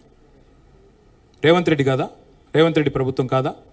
బ్రహ్మాండంగా ఒకరినొకరు కాపాడుకుంటున్నారు. నేను అడుగుతా ఉన్నా, ఈరోజు రెవెన్యూ మినిస్టర్ పొంగులేటి శ్రీనివాసరెడ్డి ఇంటి మీద ఈడీ రైడ్ అవుతుంది September 28, 2024. Now we're almost entering 2026. September దగ్గర పడ్డది, 2 ఏళ్ళు అవుతుంది. ఎందుకు యాక్షన్ తీసుకోరు? ఈడీ ఈ రోజు వరకు కనీసం ప్రెస్ నోట్ కూడా ఇవ్వలే బయటికి. ఆ ఇంట్లోకి నోట్ల కట్టలు కౌంట్ చేసే మెషిన్లు పోయినాయని చెప్పి టీవీలో బ్రేకింగ్ వార్తలు వేశారు మీరు. మరి ఏమైంది కేసు? ఎవరు కాపాడుతున్నారు ఈ రాష్ట్ర రెవెన్యూ మంత్రిని? బీజేపీ కాకపోతే. అట్లాగే రేవంత్ రెడ్డి గారిని RR ట్యాక్స్ వసూలు చేస్తున్నామని చెప్పి నిందారోపణ చేసింది ఎవరు? ప్రధానమంత్రి గారు స్వయంగా. మరి ఎందుకు చర్యలు ఉండవు? హైదరాబాద్ సెంట్రల్ యూనివర్సిటీ భూముల్లో 10,000 కోట్ల కుంభకోణం జరిగిందని చెప్పి నేను చెప్పడంలా, సుప్రీంకోర్టు అపాయింట్ చేసిన సెంట్రల్ ఎంపవర్డ్ కమిటీ చెప్పింది. దీని మీద వెంటనే కేంద్ర ప్రభుత్వం ఒక special serious fraud investigation agency SFIO లేదా CBI లేదా ED లేదా IT సంస్థతో దర్యాప్తు జరిపించాలని చెప్పి రికమెండేషన్ ఇచ్చింది. ఎక్కడ పోయింది ఆ రిపోర్టు? ఎందుకు చర్యలు ఉండవు? ఎవరు నడుపుతున్నారు ఈ రాష్ట్రంలో ప్రభుత్వాన్ని? ముమ్మాటికి ఈ రాష్ట్రంలో రేవంత్ రెడ్డిని కాపాడుతున్నది, రేవంత్ రెడ్డిని రక్షిస్తున్నది. ఆయనకు అడుగడుగున సింగరేణిలో జరిగిన కుంభకోణాలు ఏంది బ్రదర్? సైట్ విజిటేషన్ సర్టిఫికెట్ పేరిట ఇవాళ అక్కడ లేని నిబంధనలు పెట్టి రేవంత్ రెడ్డి గారి బావమరిది సృజన్ రెడ్డి మొత్తం కాంట్రాక్టర్లను రింగు చేస్తున్నాడని సాక్ష్యాలతో సహా ఇస్తే ఎందుకు కేంద్ర ప్రభుత్వం చర్య తీసుకోదు? ఇవాళ అమృత్ పథకంలో, కేంద్ర ప్రభుత్వ పథకంలో రేవంత్ రెడ్డి గారి బావమరిది కాంట్రాక్టులు వస్తాయి. ఇక్కడ యంగ్ ఇండియా స్కూల్స్లో స్టేట్ గవర్నమెంట్లో బీజేపీ ఎంపీ విశ్వేశ్వర రెడ్డి కాంట్రాక్టులు వస్తాయి. ఇక్కడ ఫ్యూచర్ సిటీలో బీజేపీ ఎంపీ సీఎం రమేష్ కాంట్రాక్టులు వస్తాయి. మంచి ఫెవికాల్ బంధం ఇద్దరిది. కాబట్టి కొత్తగా మాతో కలిసేది ఎక్కడిది, ఇంకోరితో కలిసే ఎక్కడిది? అదే చెప్తున్నా బ్రదర్, మీరు అంత అమాయకంగా ఉంటే నేను చేయగలిగేది ఏం లేదు. మొన్ననే మోడీ గారు కూడా చెప్పారు కదా, ఆజావో మేరే సాత్ జుడ్ జావో అని. కొత్తగా జుడాయించేది ఇద్దరు కలిసే ఉన్నారు కదా జోడీ, కాబట్టి అందులో కొత్తగా చెప్పేది లేదు. ఎస్ఐఆర్ విషయానికి వస్తే రమణ గారు, పార్టీ పరంగా ప్రిపేర్ అవుతున్నాము. మా కార్యకర్తలు ఇక్కడ నుంచి నేను ఇప్పుడు స్ట్రైట్గా సికింద్రాబాద్కి పోతున్నాను, అక్కడ కూడా మా ఎస్ఐఆర్కి సంబంధించిన మీటింగే ఉంది. మా ప్రతి కాన్స్టిట్యున్సీలో బూత్ లెవెల్ ఏజెంట్లు అపాయింట్ చేసుకున్నాము.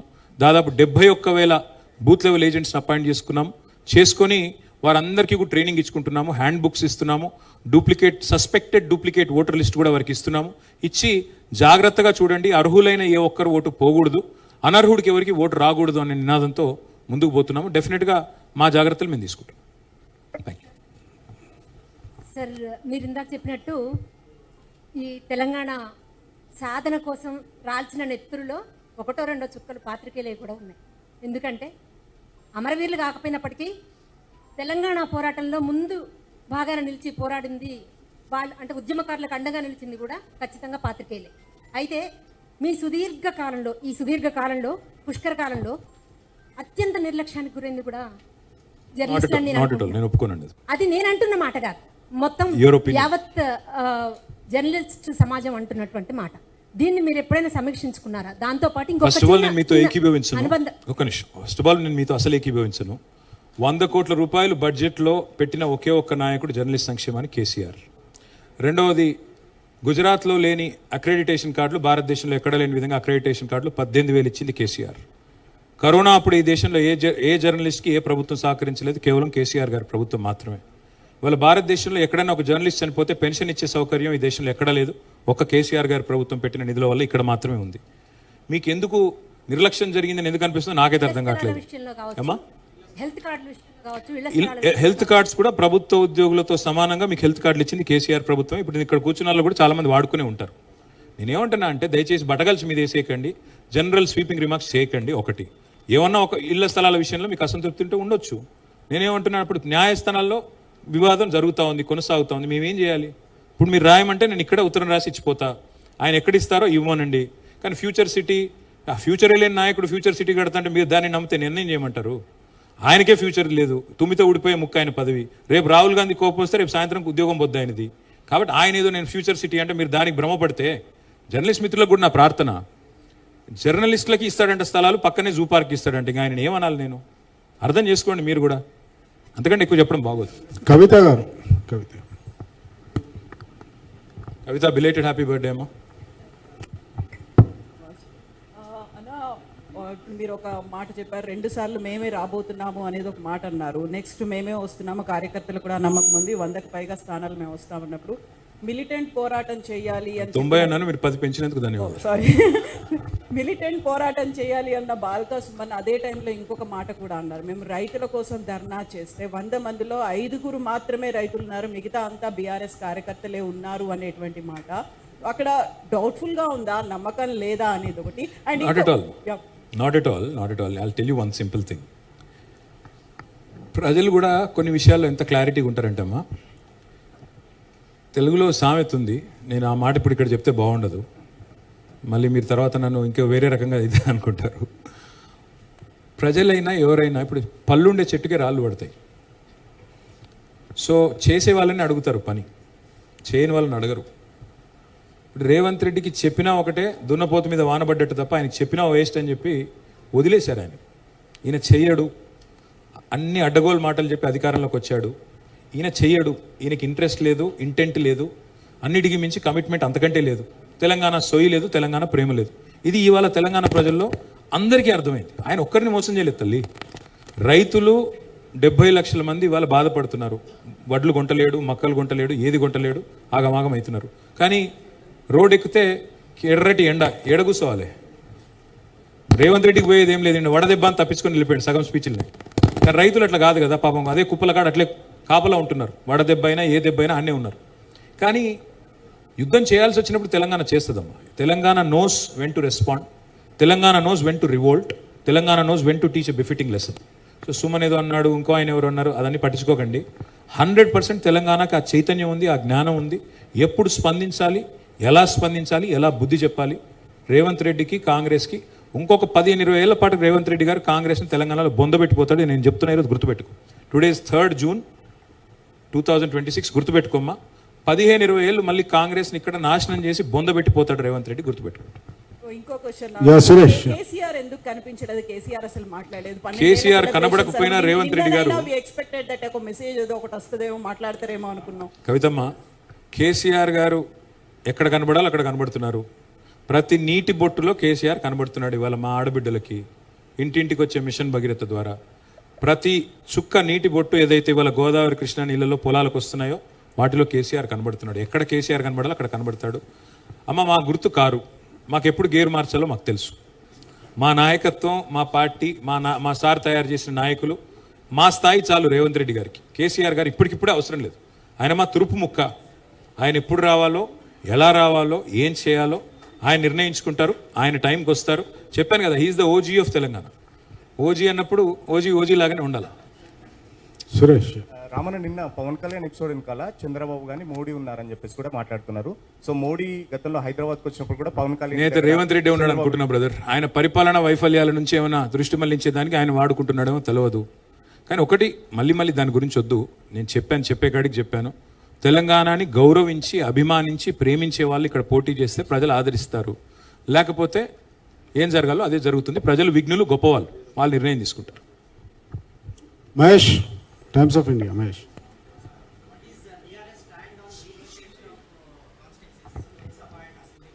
Sir, CM has proposed dual formula, some kind of formula. So what is your... Well, I've said this before, I'll say it again. Revanth Reddy is a hybrid CM of BJP and Congress. So he will only propose hybrid models. All I will tell you, Mahesh Bhai, is 24% is the current representation of South India in Parliament, in Lok Sabha. Our demand is very straightforward. Please keep it intact. And the reason why I'm talking of South India, not just Telangana alone, is because South practiced family planning much better than the rest of the country. You cannot penalize the South of India just because we have done something that the government of India had asked us to do. So, if you want to cut down this representation from 24% to whatever, that will not at all be acceptable. Keep it intact, maintain it the same. 24% पे अगर आपको delimitation करना है, that is okay for us. But other than that, if you even reduce it by 0.001%, BRS will definitely take to the streets. We'll certainly fight this injustice and we'll certainly oppose it. we have time for 3 more questions. We'll take a question from that girl. Yeah. మీ వాళ్ళు కూడా అలసిపోయినట్టున్నారు, క్వశ్చన్లు అయిపోయినట్టున్నాయి. చాలా ఉన్నాయి sir ఇంకా. Yeah, ఒక్క నిమిషం. Yeah, please.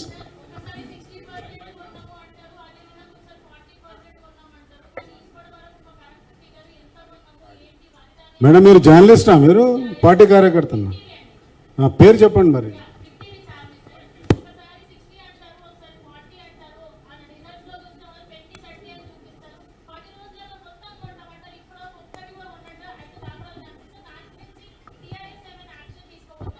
This is a big accusation. Listen, ఇప్పుడు May 6 నాటికి నా క్లిప్పింగ్ ఉంది. ఇప్పుడు నీకు అన్ని ఎందుకు తీయాలని తీయట్లేదు. 6th May 2026 నాడు ఉత్తమ్ కుమార్ రెడ్డి గారు ఏం చెప్పారంటే, civil supplies minister, 90 lakh metric tons కొనుగోలు చేస్తాము ధాన్యం అని చెప్పారు. నిన్నగాక మొన్న 29th May రోజు ఉత్తమ్ కుమార్ రెడ్డి గారి స్టేట్మెంట్ ఏంటంటే, లేదు మేము 90 లక్షలు కొనము, 75 లక్షలు కొంటామన్నారు. సో ఆల్రెడీ 15 లక్షలు ఆల్రెడీ కటింగ్ పెట్టేసిండు. యాక్చువల్గా అమ్మా, నేను ఆనెస్ట్ చెప్తున్నాను, నేను కూడా జిల్లాలు తిరుగుతున్నాను, చాలా వరంగల్ తిరిగాను, సంగారెడ్డి తిరిగాను, సిరిసిల్ల, కరీంనగర్ కూడా పోయినా. ఎక్కడ పోయినా ఇవాళ రైతుల మీద నాకు ఒకటే అర్థమైంది, వాళ్ళ కుట్ర. ఏ పరిస్థితుల్లో కూడా వాళ్ళు ధాన్యం కొనే మూడ్లో లేరు. ధాన్యం కొంటే ఏమవుతుంది? MSP ఇవ్వాలా, 2400 ఇవ్వాలా. రెండోది ఏంది? బోనస్ ఇవ్వాలా, 500. ఇదంతా తప్పించుకునే తందుకు వాళ్ళని సతాయించి వేధించి అక్కడ సంచులు కూడా ఇస్తలేరు. నువ్వు ధాన్యం అంటున్నావు, గన్నీ బ్యాగ్స్ కూడా ఇస్తలేరు, సుతుల దారం ఇస్తలేరు. బోనస్ ఎక్కడిది? కొనకపోతే బోనస్ ఎక్కడిదన్నా? కాబట్టి ఏదీ లేదు. ఇది ఒక బోగస్ ప్రభుత్వం. వాళ్ళు చెప్పే లెక్కలు బోగస్సు, వాళ్ళు చేసే కార్యక్రమాలు బోగస్సు. మరి బీఆర్ఎస్ ఏం చేస్తుంది అని మీరు అంటున్నారు. ఏం చేస్తామంటే, కత్తి వాళ్ళ చేతుల్లో పెట్టి యుద్ధం మమ్మల్ని చేయమంటే కొద్ది కష్టం. బట్ మా యుద్ధం ఏదో, మా ప్రయత్నం ఏదో, మీ బిగ్ టీవీ సహకరిస్తే మేము కూడా చేస్తాం. సార్, ఉమాని అండ్ ఒక చిన్న, మీరు చాలా ప్రెస్ మీట్స్ అటెండ్ అయ్యారు, ప్రెస్ క్లబ్కి వచ్చారు, జర్నలిస్ట్లకి హెల్త్ కార్డ్స్ అన్నారు, అవి 100% సక్సెస్ అయ్యాయి. కరోనా టైంలో 20,000 కూడా చాలామందికి హెల్ప్ అయింది. ఒక చిన్న క్వశ్చన్ ఏంటంటే, ఇప్పుడు ఫ్యూచర్ సిటీ అనేది అది చాలా దూరం, అది అవుతుందో లేదో క్లారిటీ లేని ప్రాజెక్ట్ అనేసి మీరు అంటారు. మంచిర్యాల అండ్ మంచిర్యాల అండ్ బుద్వేలు మంచి ల్యాండ్ మార్క్ ఉన్న ప్లేస్. సో దాని గురించి మీరు మంచి పాయింట్స్ రేజ్ చేశారు. ఇప్పుడు ఫ్యూచర్ వచ్చేది మీ గవర్నమెంట్ అంటున్నారు. అगर మీ గవర్నమెంట్ వస్తే మీరు అక్కడ స్టిక్ ఆన్ అవుతారా, మీరు ఇవ్వగలుగుతారా అక్కడ అనేది మాకు నేను ఒక్కడే చెప్తాను మా, let me tell you is one thing. నేను ఎట్లా గవర్నమెంట్లోకి వస్తాను, నీకే అనుమానం ఒక్కలేదు మా. ఎట్లాగ వస్తాం మేము గవర్నమెంట్లో, ప్రజల దయ మా మీద ఉంటుంది. 100% వస్తాం. 100% మీకు నేను మాటిస్తా ఉన్నా. ఈయన ఇవ్వడు కూడా, అది కూడా చెప్తున్నా నీకు. ఫ్యూచర్ సిటీ పేరిట డ్రామాలు తప్ప ఈయన మీకు ల్యాండ్ ఇవ్వడు, పట్టాలు ఇవ్వడు, అది పక్కా. ఇచ్చినా మీరు తీసుకుంటే ఇక నేనేం చేయలేను. ఎందుకంటే మీరు అక్కడెక్కడో జూ పార్క్ పక్కన, మీరు ఫార్మా యూనిట్ల పక్కన పోయి మీరు ఉంటానంటే నేను చేయగలిగింది ఏం లేదు. నేను మీకు ఇచ్చే మాట ఏమంటే,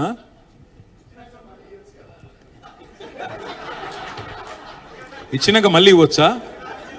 ఇది మాకు తెలియదు. ఈ స్కీమ్ ఏదో 1 for 2 స్కీమ్ నాకు తెలియదు. సరే, మీ గవర్నమెంట్ వచ్చాక మీరు ఇళ్ళ స్థలాలు ఇస్తారన్నారు. మీతోనే ఒక కమిటీ వేస్తాను, నేను మాటిస్తున్నా మీకు ఈరోజు. June 3rd, 2026 let us form a joint committee of the government and the press club and me media academy ఉంటే మీడియా అకాడమీ వేసి I will let you decide this place. మీరు డిసైడ్ చేసిన తర్వాత మీరు ఎంపిక చేసిన స్థలంలో ఇస్తాం, ఇక అది పక్కా. Okay, thank you. అన్న కరుణాకర్ 10 టీవీ అంటే ఈ పుష్కరకాల తెలంగాణ ముష్కరుల పాలైందని చెప్పి నిన్న తెలంగాణ ఆవిర్భావ దినోత్సవం సందర్భంగా మీరు కామెంట్ చేశారు. కానీ రేవంత్ రెడ్డి మాత్రం 2047కు 3 ట్రిలియన్ ఆర్థిక వ్యవస్థగా దీన్ని తీర్చిదిద్దామంటున్నారు. రెండోది, మీరేమో కాంగ్రెస్ ప్రభుత్వ సినిమా ఇంటర్వెల్తోనే ఫెయిల్ అయిపోయింది అంటున్నారు. ఆయన సీక్వెల్ ఉంది అంటున్నారు 2034 వరకు. బ్రదర్, ఇప్పుడు 3 ట్రిలియన్, నేను ఈ మాట అంటే మళ్ళీ నాకు అహంకారం అంటారు, అదో బాధ అయిపోయింది ఇప్పుడు నాకు. 3 ట్రిలియన్లో ఎన్ని సున్నాలు ఉంటాయో రేవంత్ రెడ్డి గారు చెప్తే నేను ఇప్పుడే రాజకీయాలకు వెళ్ళిపోతా. తెలియదు, పెట్టదు, ఎవడో రాసిచ్చింది చదివితే సదిపోసమ్ముడు. నేను ఇంకోటి చెప్పేది ఏమంటే, నేను అసెంబ్లీలో అడిగా, 1 కోటి మంది మహిళల్ని కోటీశ్వరులు చేస్తామన్నారు. 1 కోటి మందిని, ఒకరిద్దరిని కాదు. రేవంత్ రెడ్డి గారు చెప్పిన మాట హామీ ఒకసారి కాదు 50 సార్లు చెప్పారు ఆయన. 1 కోటి మంది కోటీశ్వరులు అయితే అదే 100 ట్రిలియన్ అయితే స్వామి. మరి అప్పుడు 3 ట్రిలియన్లు వెళ్ళింది. $100 ట్రిలియన్ ఎకానమీ రేవంత్ రెడ్డి గారు 1 కోటి మందిని కోటీశ్వరులు 2029 లోపల చేస్తే అయిపోద్ది కదా. దానికి 2047 ఎందుకు? అప్పుడు ఎవడు బతుకుంటాడో ఎవడు చేస్తాడో ఎవడికేం తెలుసు. ఇక 2034 అంటున్నారు కదా మీరు. నిజంగా రేవంత్ రెడ్డికి ఆ ధైర్యం ఉంటే ఇప్పుడు రాజీనామా చేసి రమ్మను. 2034 కాదు, 2, 3, 4 సీట్స్ కూడా రావు. రాష్ట్రంలో ఓడిపోయే మొట్టమొదటి సీటు కొడంగల్, గుర్తుపెట్టుకోండి. రేవంత్ రెడ్డిని ఇదివరకు కూడా ఓడించాం 2018లో, మళ్ళీ 2029లో ఓడిస్తాం, ఇది కూడా గుర్తుపెట్టుకోండి. ఆయన లగచర్లలో చేసిన దుర్మార్గాలు ఎవడు మర్చిపోలేదు. ఆ అన్నదమ్ములు చేస్తున్న అరాచకాలు ఎవరు మర్చిపోలేదు. ముమ్మాటికి 2034 కాదు కదా, 29 తర్వాత ఒక్కరోజు కూడా రేవంత్ రెడ్డి గారు, 28 తర్వాత ఒక్కరోజు కూడా వాళ్ళ అధికారంలో ఉండరు. ఇది చూడండి మీరు. అన్న అధికార హోదా వస్తుంది బ్రదర్, ఎందుకు టెన్షన్ ఎందుకు? అన్న ప్రదీప్, నేను వెలుగు అన్న, మీరు కాంగ్రెస్ విష ప్రచారం వల్లే బీఆర్ఎస్ ఓడిపోయిందని మీరు అంటున్నారు. బట్ 10 ఏళ్లలో పాలన అంత మంచిగా ఉన్నప్పుడు ప్రజలు ఇచ్చిన తీర్పుని, వాళ్ళ విచక్షణని మీ ప్రకారం అది అవమానించినట్టు కాదా? ఇంకొకటి, 10 ఏళ్లలో వచ్చిన వ్యతిరేకతని ఎందుకు ఒప్పుకోవడం లేదని చర్చ నడుస్తుంది, అదొక క్వశ్చన్. ఇంకోటి అన్న, నీళ్ళ విషయానికి సంబంధించింది. యాక్చువల్గా పాలమూరు రంగారెడ్డి ప్రాజెక్టు 2013-2014లోనే స్టార్ట్ అయింది. 10 ఏళ్ళు, మామూలుగా 12 ఏళ్ళు గడిచిపోతుంది ఇప్పటికీ. కానీ అదే 2016లో స్టార్ట్ అయిన కాళేశ్వరం ప్రాజెక్టు 3 ఏళ్లలో రికార్డ్ టైంలో మీరు కంప్లీట్ చేసారు. కానీ అదే రికార్డ్ టైంలో పాలమూరు రంగారెడ్డిని ఎందుకు కంప్లీట్ చేయలేకపోయారు? పాలమూరు రంగారెడ్డి ప్రాజెక్టులో ఫస్ట్ పంపు ఆన్ చేసి నీళ్ళు ఇచ్చింది కేసీఆర్, మర్చిపోకండి మీరు. అక్కడ 32 పంపులు ఉన్నాయి. నార్లాపూర్లో పంపు ఆన్ చేసి నీళ్లు చూపెట్టి నీళ్ళు ఇచ్చి, మహబూబ్నగర్ జిల్లా నమ్మిది కాదా, పాలమూరు మీద ప్రేమతో అడిగినావా? పాలమూరులో 8 లక్షల ఎకరాలు సాగు తీసుకొచ్చింది కేసీఆర్ ప్రభుత్వం. రన్నింగ్ ప్రాజెక్టులుగా పెండింగ్ ప్రాజెక్టులను మార్చి బ్రహ్మాండంగా ఉన్న ప్రాజెక్టులన్నింటినీ రన్ చేసి 8 లక్షల ఎకరాలు. మీ నల్గొండ అన్నారు కదా, మీది నల్లగొండ జిల్లా today is the largest producer of paddy in entire Telangana. ఒకప్పుడు కరీంనగర్ ఉండేది, వాళ్ళ Nalgonda is the number 1 in paddy production in Telangana. అది చేసింది కేసీఆర్. ఎందుకు? మీ కోదాడకి, మీ సూర్యాపేటకి, మీ తుంగతుర్తికి టెయిలెండ్ గ్రామాలు ఏవైతున్నాయో వాటికి కూడా కాళేశ్వరం నీళ్ళు తీసుకొచ్చింది కేసీఆర్ ప్రభుత్వం. కాబట్టి నేను అనేది ఏంటంటే, పాలమూరైనా నల్లగొండ అయినా ఏ ప్రాంతమైనా ఖమ్మమైనా ప్రతి డిస్ట్రిక్ట్ మీద ప్రేమతోనే పనిచేసినాం.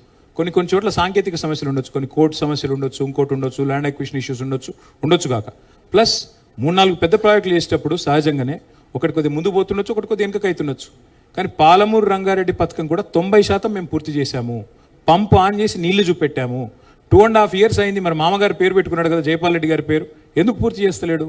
చేయమనండి, వెంటనే ఫాస్ట్గా పూర్తి చేసి నీళ్ళు ఇమ్మనండి. మేము వద్దంటున్నామా? ఇక మీరు అడిగిన మొదటి ప్రశ్న, ప్రజల విచక్షణని మేమేదో అవమానిస్తున్నామని. ఎందుకు అవమానించాం బ్రదర్? నేను ఎక్కడ అవమానించాను? ఏం చెప్పాను నేను? కాంగ్రెస్ చెప్పిన దొంగ మాటలు కొంతమంది నమ్మారు అన్నాను. ముమ్మాటికి అంటున్నాను, నేనడం కాదు, ప్రజలు అంటున్నారు. అయ్యో ఈ దొంగల మాటలు నమ్మాము. ప్రజలు మీరు చూడండి, సోషల్ మీడియాలో వీళ్ళకు ఓటేసి తప్పు చేశాము అని చెప్తున్న ప్రజలు ఎంతమంది ఉన్నారో మీరు చూడండి. నేను అదే చెప్పాను, వాళ్ళను టంకిస్తూ చెప్పాను. ప్రజలు బాధపడుతున్నారు, కాంగ్రెస్కు నమ్మి ఓటేసినందుకు బాధపడుతున్నారు అని చెప్పాను. దాన్ని అవమానించడం ఏముంటుంది? ఇంకోటి వ్యతిరేకత అంటారా? వ్యతిరేకత అందరి మీద వస్తుంది బ్రదర్. ఇప్పుడు ఎవరు దేవుడు కాదు. మరి మానవ ప్రయత్నం మనం చేస్తాము. చేసిన తర్వాత కొన్నిసార్లు ఫలితాలు వస్తాయి, కొన్నిసార్లు రావు. 14లో గెలిచాము, 18లో గెలిచాము, 23లో వి లాస్ట్ బై విస్కర్, ఒక వెంట్రుక వాసి తేడాతో ఓడిపోయాం. దానికి మేమేం బాధపడట్లేదు. బాధ ఎక్కడ అనిపిస్తుంది అంటే ఈ దుర్మార్గులు మొత్తం తెలంగాణను భ్రష్టు పట్టిస్తుంటే బాధ అనిపిస్తుంది, అంతకంటే ఏంటి. యాకే స్వామి,